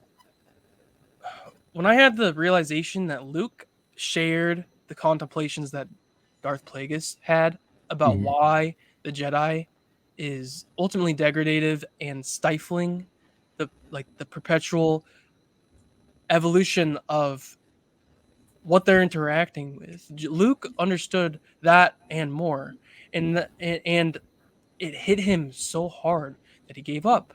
And the lesson Yep. I took away from this was, it, it's this rise out of cosmic nihilism, Mhm. because ultimately him running away from his duties that he held so closely to, and just wanting to mask himself, hide himself away from everyone, and then regret it, his Mhm. failure with Yep. guilt and shame. It's the perfect lesson in guilt and shame, and that's something I've always contemplated the last few years. And then adding the cosmic nihilism that he shares with Kreia, he doesn't want to kill the Force, but he's Mhm. definitely as disgusted with things that have happened as she Yep. is. And his version of killing the Force is just running away to a cave. And it's very cool to me because the way it relates to me in my life and anyone, really, once they've tried a specific thing or multiple things that they're passionate about, that they care about, and it's beautiful, and it doesn't work out ever. Like, Yep. all of my passion projects never worked out the way I wanted them to. Yep. And the ways Luke transcended beyond that are, I really and feel safe saying, are the ways that everyone who has intended to do something and failed, if they can move beyond that and learn from it, it's directly related to Luke's lesson. Yep. And the ways he comes out of it after he says, good luck, kid, or see you later, kid. Mhm. After he's and then passes on. Mhm. I think what he knew that in that moment is what anyone will know about themselves when they put all of their attention and time into something and it doesn't work out ever. If they Yep. can move beyond it. I think, yeah, I think the biggest lesson of The Last Jedi is failure. And Yoda says it, and, it's like failure is the greatest teacher. And, we see this with every single character. We see this with Poe. He tried to do the successful bombing run on a dreadnought, and it killed all the bombers, and it killed Rose's sister.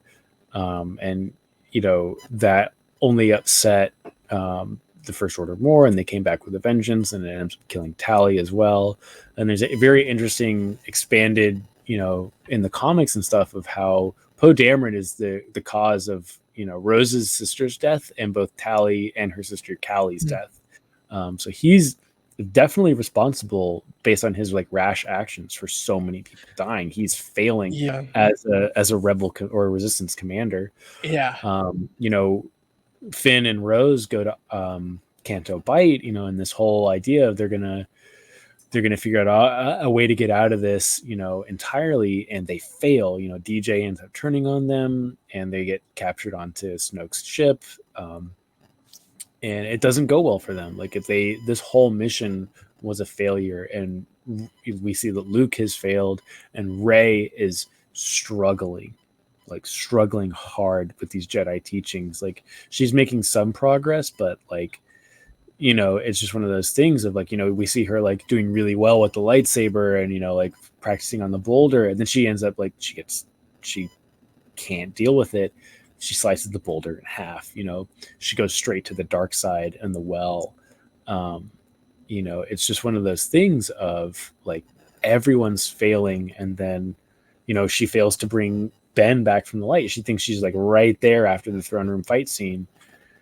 And she fails. She thinks she's like, oh, we're going to have Ben Solo as our new ally in the Resistance. And he's like, no, you're going to rule the galaxy with me. I'm going to be the new supreme leader. And she's like, what? Yeah. We had two different goals here, clearly. Yep.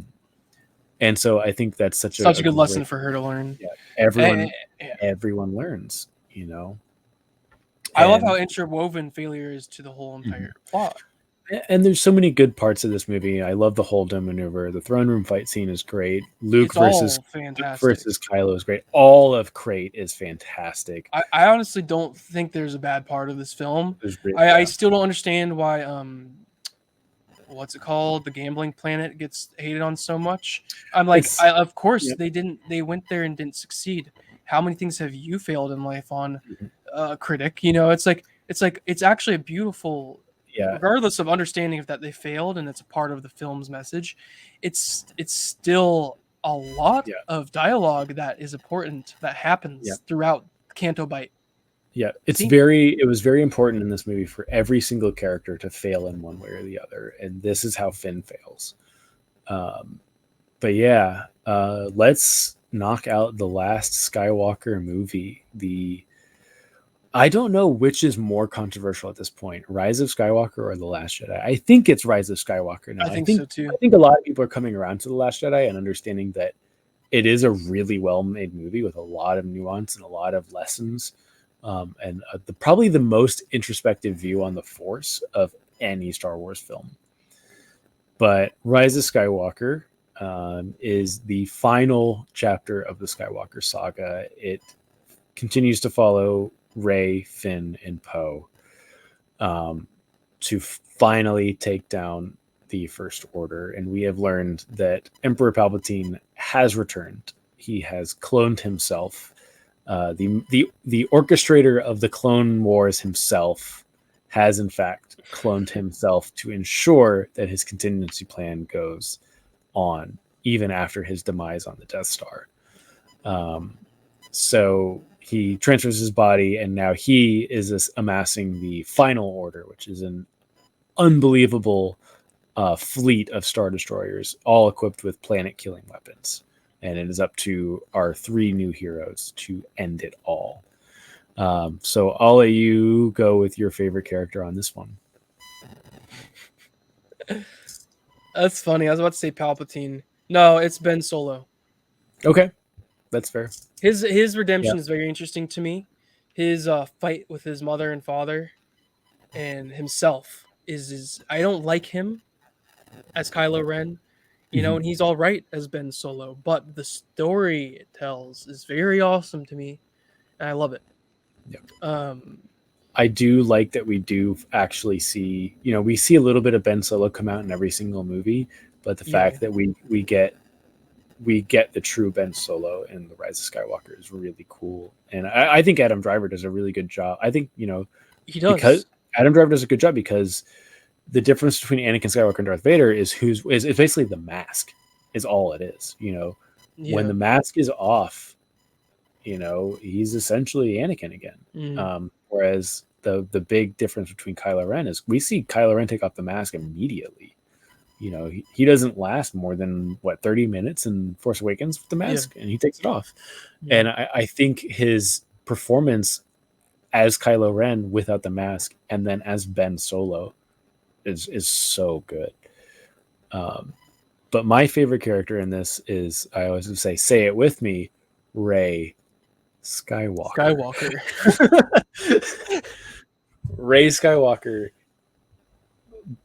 I love her in this movie. There's so many moments of this movie with Rey that I absolutely love. I love the Pisana scene when they go to and this is where it kind of how we talked about the difference between Jakku and Tatooine is we go to another desert planet, but this desert planet is full of celebration and life and happiness. And so throughout the trilogy, we see Rey, you know, she sees Takodana for the first time. So she sees grass for the first time and she's looking at everything in wonder. And this is what's so great about Rey as a character is she's so new to everything. And she literally takes time to smell the roses. Like, and this is what is so great about her as a character throughout the trilogy. And I think really there's just moments of this when in the trilogy, I always say like it's the BB-8 relationship with Rey is that she has to, if you rewatch the sequels, watch when she interacts with BB-8. I don't know if you've ever noticed the interactions of Rey and BB-8. She is and in a way that Anakin never did with R2, Luke never did with R2, and even Poe did with BB-8. She takes care of BB-8. She is every time she puts her hand on the droid, she's making sure that the antennas are straight. Yeah. She's making sure that he is perfect because she loves that droid. You know, that's like the only friend she really had on Jakku. Man. But you see this throughout the entire. Yeah, you see it through the entire. There's literally a point when she fails the training session right on in the Rise of Skywalker, and she knocks over BB-8 with the tree, and without even worrying about her lightsaber or where anything, the first thing she does is she goes to BB-8 and makes sure he's okay. And we see this with her going to Pisana of like everyone there. You know, Poe's been to so many planets, Finn has been to so many planets, and they're with droids that have been to tons of different planets, and she is seeing a desert planet with celebration and life, and she is like it's not just the environment. Yeah, you're right. Her reaction there is very awesome. Every time she goes somewhere new, like even when she's on Crate and she's moving the boulders, and you watch her look around and like there's a planet of salt and ice too. Like every time she goes somewhere new, she's blown away by it. And we see this on Pisana, and we see this, when she talks to the young girl and the girl gives her the necklace. And we just see this type of behavior with Rey all the time. And I think what Rey does that Anakin doesn't do and Luke doesn't do is within their respective trilogies. I think Anakin does this at the end of Return of the Jedi is what she does at the very end, the most controversial scene of all Star Wars, apparently, is she finds out who she truly is. She is not a nobody like Kylo Ren told her she was. She is not a Palpatine like her bloodline told her she is. She is a Skywalker because that's who she feels like she connects with, and she finds out who she truly is. And not even Luke. Luke doesn't find out who he truly is until the very end of Last Jedi. Because he's always in doubt, and, Anakin also is in doubt. He has this obligation to fill the prophecy and he feels like he can't do it. But Rey is different. She learns that it's not about who your family is. It's not about your family didn't come back to Jakku and no one cares about you. It's like she clearly has a whole fleet of people that care about her. She has Finn, of course. We see that, she meets Poe at the end of Last Jedi, but then the exchanges they have in Rise of Skywalker, they're very natural, and it's very clear that they've grown accustomed to each other and they care about each other. And she cares about BB-8, she cares about Leia, she cares about Luke, she cared about Han and Chewie. More than she shows the most amount of care towards her supporting cast than any of the other characters. And I think that's what makes her so special. And wields the most power, apparently. Yes, she is all the Jedi accumulated into one at the very end of the movie. But I think looking at it that way is so reductive to the trilogy, the saga, and her character. And it's like, sure, it's kind of like, yes, Yoda is one of the most powerful Jedi in the It's a world. footnote. Yeah. Yeah, Yoda is It's the most mainly powerful Jedi, but that yeah, it's doesn't matter to mainly you. Yoda doesn't exactly. care. Exactly. It's mainly a contrast because she is doing most of the heavy lifting, and Mhm. she's taking the time to pay attention to her Mhm. team, and that's more so my point. I could do a whole like 5-hour episode on Rey. No, Ray's great. Um, yeah, I mean, what's your favorite? Um, actually, I have to say this. That's all a lie. Everything I said is wrong. The greatest character of The Rise of Skywalker, of all of Star Wars, is Babu Frick. Oh, Babu Freak is the best. Babu Frick is so cool. He is like the when he comes on screen, and it's a very Yoda moment of like, oh, this great mechanic that can totally get the Sith language Yeah. out of a droid is like, oh, who is this guy? And it's a guy that's this big. And just the way he talks is hilarious, hmm and it's funny in a way that like is sincere. And like Yeah, when it C3 wasn't cheesy. yeah, when C3PO comes back, and he's like, oh, hello, my name is C3PO, human cyborg relations. Everyone's like, oh god, we're going to have to deal with this again. And then Bob Frick is like, hello, my name is Yeah, Babu Frick. Like, he's very just good. going with it. Yeah, it's uh, very good. he's great. But yeah, what's your, I don't know, your favorite Scene? scene? Yeah, it's simple to me. It's actually the only sequel trilogy meme I've ever made, and it was just this image of Ray and Luke, Force Ghost Luke talking, and the line, "Some things are stronger than blood." Mhm. And I mean, it's just you already made the point practically. And I'm going to combine favorite scene with the lesson because Luke portrays it's twofold for me. Luke portrays how he understood where he went wrong in The Last Jedi and his Mhm. really doubts and guilt and nihilism. I think Luke was nihilistic. So Towards the end, he she's like, I'm doing what you did. He's like, it wasn't good. Let me tell you why. And also let me tell you, you can be whoever you want. You know? Like Mhm. your blood does not determine your fate, your destiny, and it is important to know who your genealogy is to an extent. But like your choice and your desire and ultimately your true needs are going to shape who you are. And I love that they did not put this emphasis on destiny because the lesson I took away was that really the now moment, I mean, it's really just a reflection of some things that I had already been understanding. And Mhm. my appreciation for this film, it's actually cool. My appreciation for this film became illuminated because of my understanding with some things that were happening outside of the film. And I was able to see the film for what it truly was Yep. rather than my criticisms, which is this: your wants and needs and your true knowledge of yourself, and humility to know what you're not shapes who Mhm. you are. So that's the lesson I took away from it, and it's in the scene of her talking with Luke. But I'm a Yep. Palpatine. It's like I like how can I move beyond this? It's massive, it's so massive, and I just love that scene, and Yep. it has to do with the lesson I took away from it. Yeah. No, I agree. My favorite scene is not as like deep. It kind of is. You can get really deep. Is the hopelessness of the Battle of Exegol, um, Oh yeah, and yeah, that's deep. when um, when everyone's getting shot down, and it's basically just Poe and a couple other ships left, and the call of the Last Jedi has not been answered yet.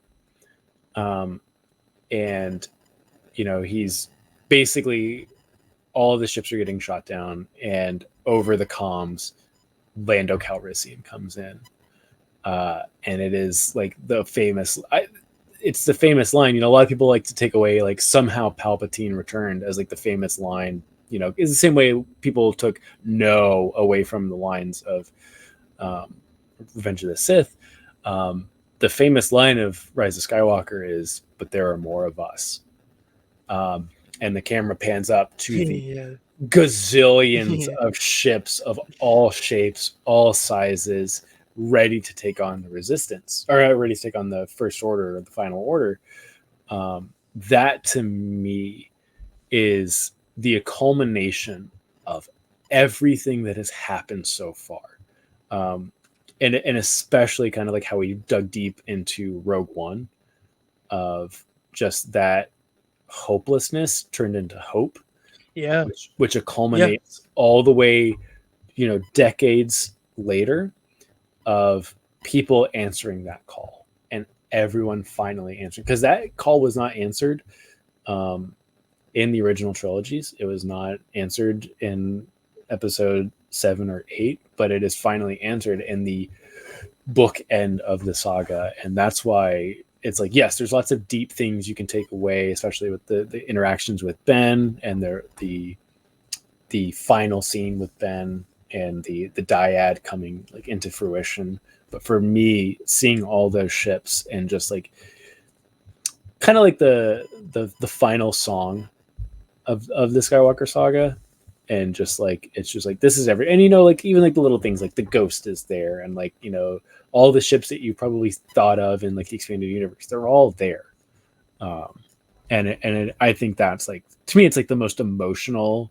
Like it's like the stomach's getting tight, chin's getting all clinched up. When you see all of that, and it's just again over the comms, like there are more of us. Poe. Yeah. There are more of us. Yeah, it's very awesome. Lando delivering that was great. Yeah. And just for me personally, just seeing the actor who played Wedge just come back for one last time, I thought that was great. Yeah.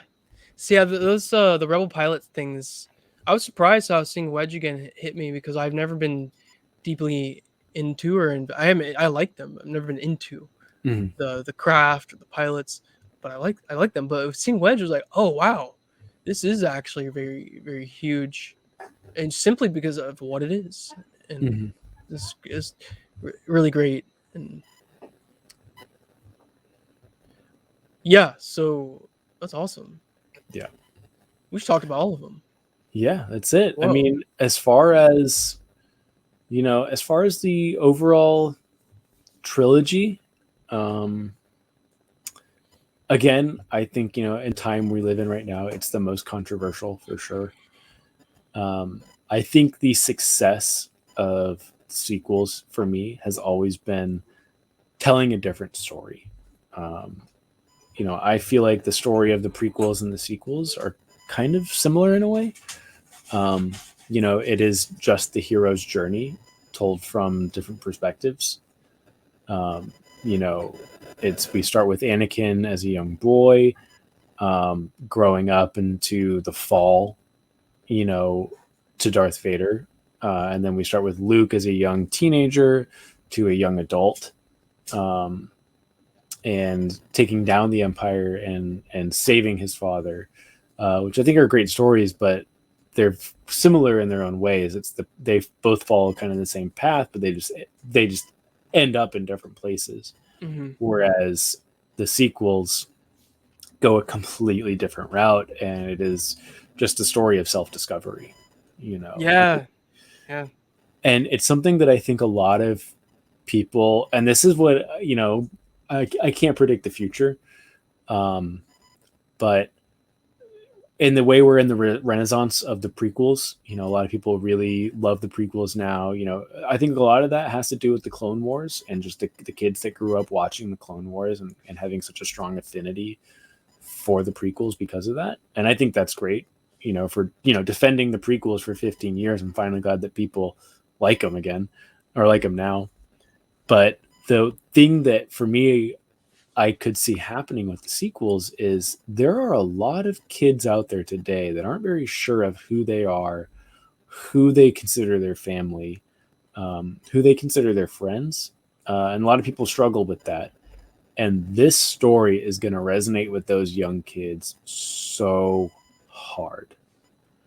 And I think there's going to be a group of people that are going to really, really hunker down on the sequel trilogy 10 years from now, and we'll probably be insufferable about it, about how important the sequels were to them growing up. Yeah, it's. I don't want to go into it too deep because it could be a tangent in terms of, well, it's not relevant here, but it's simply a byproduct of when people really care about something, no matter what it is, it's going to stick with them. Mm-hmm. And having the original trilogy, the prequels, and I would say it's to be expected here. But the direction I like that you're taking it into a more like, let's think deeper about it route, is that it is about self discovery. And I'm in my late 20s. My lady is old too. We're not young teenagers or little kids. Mm-hmm. We learned a shit ton from the sequels, and it's like whoever can have the capacity to learn from these lessons, Yep. it's awesome. And it is self-discovery, and I don't know what else to say about that. You nailed it very well. I've spoken enough on the criticism. It's what it is. What it is. There'll always be people who Mm-hmm. overthink things and often overly criticize. But it is purely about self-discovery. I mean, I bet Poe found every character was doing some self-discovery. Finn, even. I mean, Mm-hmm. Finn. I still am of the camp thinking that Finn is sort of a cringe character, but I don't do it in the context of like having baseless criticism. I do it in the context of him having an awkward experience being an ex-stormtrooper trying to fit in. Mm-hmm. Like, that's lore friendly. That's actually just true. Yep. And it's like, that is a cringe existence. Like, that's hard to do. That's very, very tough to do. Yeah. And he's trying to be a human. Rey's trying to find out what she is. Poe's trying to work on his stuff. And this could be said for all the films, I think. Yeah. But the original trilogy was more of a hero's journey, heroic journey. It wasn't a savior thing, I wouldn't say. And anything can be boiled down to a savior thing. Let's be honest. Yep. But they're really not. These Star Wars films are really not. There's a lot of cooperation, and the prequels was a hot take on not so much failure, but people talk about it a lot, actually. Arrogance. Why am I going backwards? But I'm bringing it to the beauty of this being about self-discovery, which is a very personal thing. I think the other trilogies were a little more externalized and broader, and this did hit you in the gut more. I think if you really can remove your disbelief and remove yourself, oddly, your little wants and desires for what the film should be, just watch it and enjoy it. It's going to hit you in that self-discovery sense. I agree. It's one of those things. I do believe. I would say the prequels probably did it more than the originals. Of every trilogy has its own self-contained little adventure. It's about a main character going on an adventure, right? And the characters around them and their little adventures as well. But I think with the sequels, we ask the question more of how is our main character doing? How are they? We see the internal struggles very vividly in the sequels. I think they are more internalized films. Like, it is more about what's going on inside of the characters versus what's going on around the characters. What's going on around the characters is very cool. We see lots of great things. There's lots of cool stuff going on. They're getting in fights and stuff like that. But it is, when we see the fight of Luke versus Vader for the first time in Empire, it's Luke is upset that he lost the fight and his father is an evil man. But we don't really get too deep into it, right? It's just, it's the next step is to either turn him back to the light side or end him. Whereas we see with Rey, when she loses there's not a physical battle between her and Kylo in The Last Jedi in the throne room. They're fighting together, but there's still a conflict between them because she thinks he's going to come back to the light and he's absolutely not going to. And so she loses that battle, even though there's no lightsabers being clash together, that's still a battle that she loses. And I think it's one of those things that it's very, I hate to use the term deep, but it is just a very deep meaning of like, yes, they were fighting with each other, but against each other without knowing. Yeah. And people, it's one of the things people love to, people want to criticize the choreography of that scene, and that's fine if you are super into fight choreography and that scene doesn't do it for you. That's totally understandable. But like, I hope that people will learn to appreciate the nuance of that scene, or just the scenes and the sequels in general. Like, it is not just about who hit the lightsaber the best, right? There's so much more to it than that.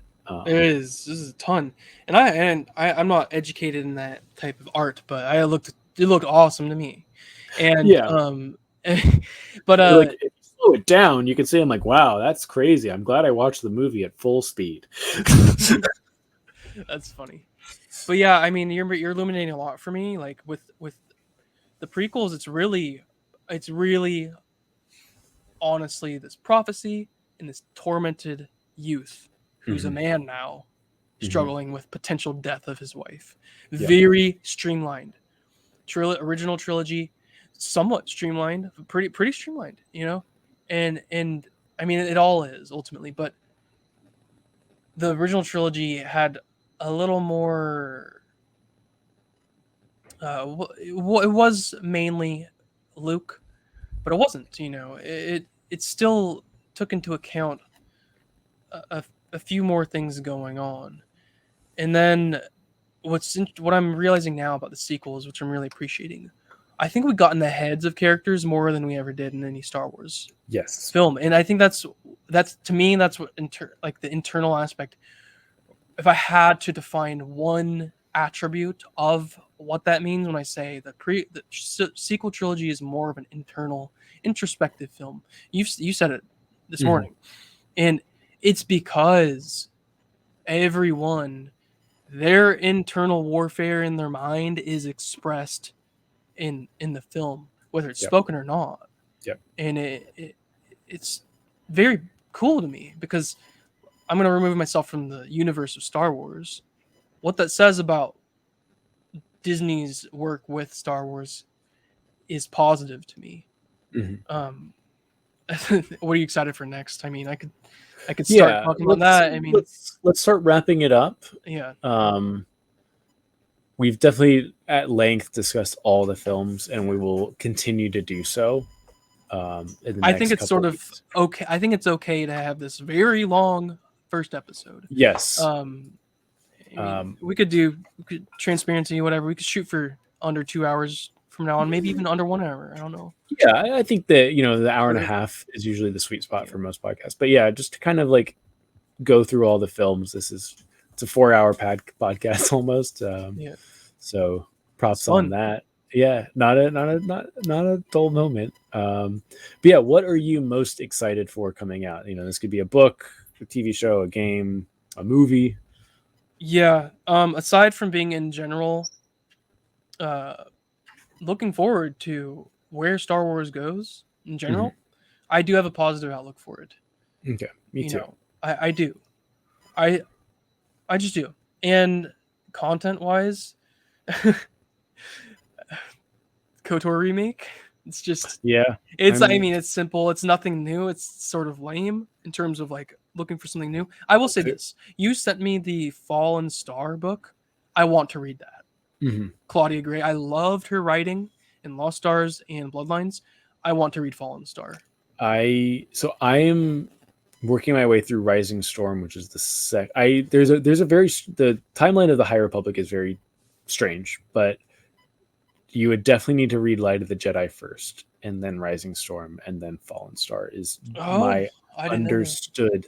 It is a very much sequential thing. From what I understand, there's different novels that take place at different times. Okay. But like Light of the Jedi, I would say is the essential read before you jump into that one, because I have not read any of Fallen Star. Again, I haven't even read Rising Storm, but apparently it's if as you get into the High Republic, it's a very emotional book because what happens with the characters is very emotional. But yeah, I'm excited for I'm excited for the KOTOR remake. I'm obviously stupidly excited for Rogue Squadron whenever it comes out. That's no secret. But yeah, I'm just more excited. I'm excited for myself just to get more into the High Republic. I just picked up Dr. Aphra, which obviously is not High Republic, but I've read the first issue of Dr. Aphra, which has been awesome. It's kind of like, it's cool seeing Black Chrysanthemum in Book of Boba Fett, and then like him hanging out with Dr. Aphra in the comics. So like that's been really cool. So I'm excited to read that.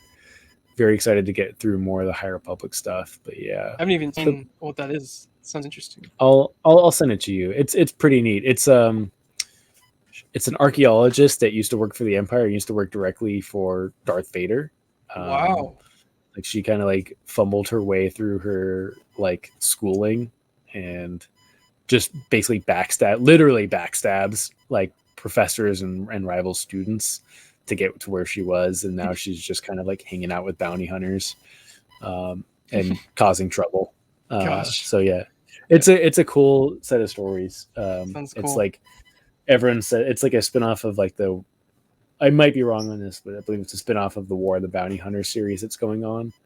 But it's a standalone thing, so you can just kind of pick up the first couple issues and just jump right in. It's one of the things, as long as you know who Darth Vader is, you'll be fine. Awesome. But yeah, this has been let's just go over, where can we find you on the internets, so people can follow you. Just recap over that. So YouTube is where I will upload the video allegory and analysis of any fandom that I want to. Right now I only have a Princess Mononoke film. And then TikTok, Twitch TV. TikTok will be just relatable to this talk and anything I do on YouTube. Twitch is video gaming, whatever game I want to play, and whenever I want to stream. And yeah, it's not so frequent right now, but that's where you can find me. Nice. Yeah, I'm mostly just on TikTok right now. This will eventually wind up on a YouTube channel under the same name. Obviously, we're here now on my Twitch channel. I will be streaming this. We'll probably set up a schedule. Maybe it'll stay on Sundays, but we'll get a schedule going and finalize, and then keep this rolling. And chances of me picking up streaming video games on a regular basis pretty slim.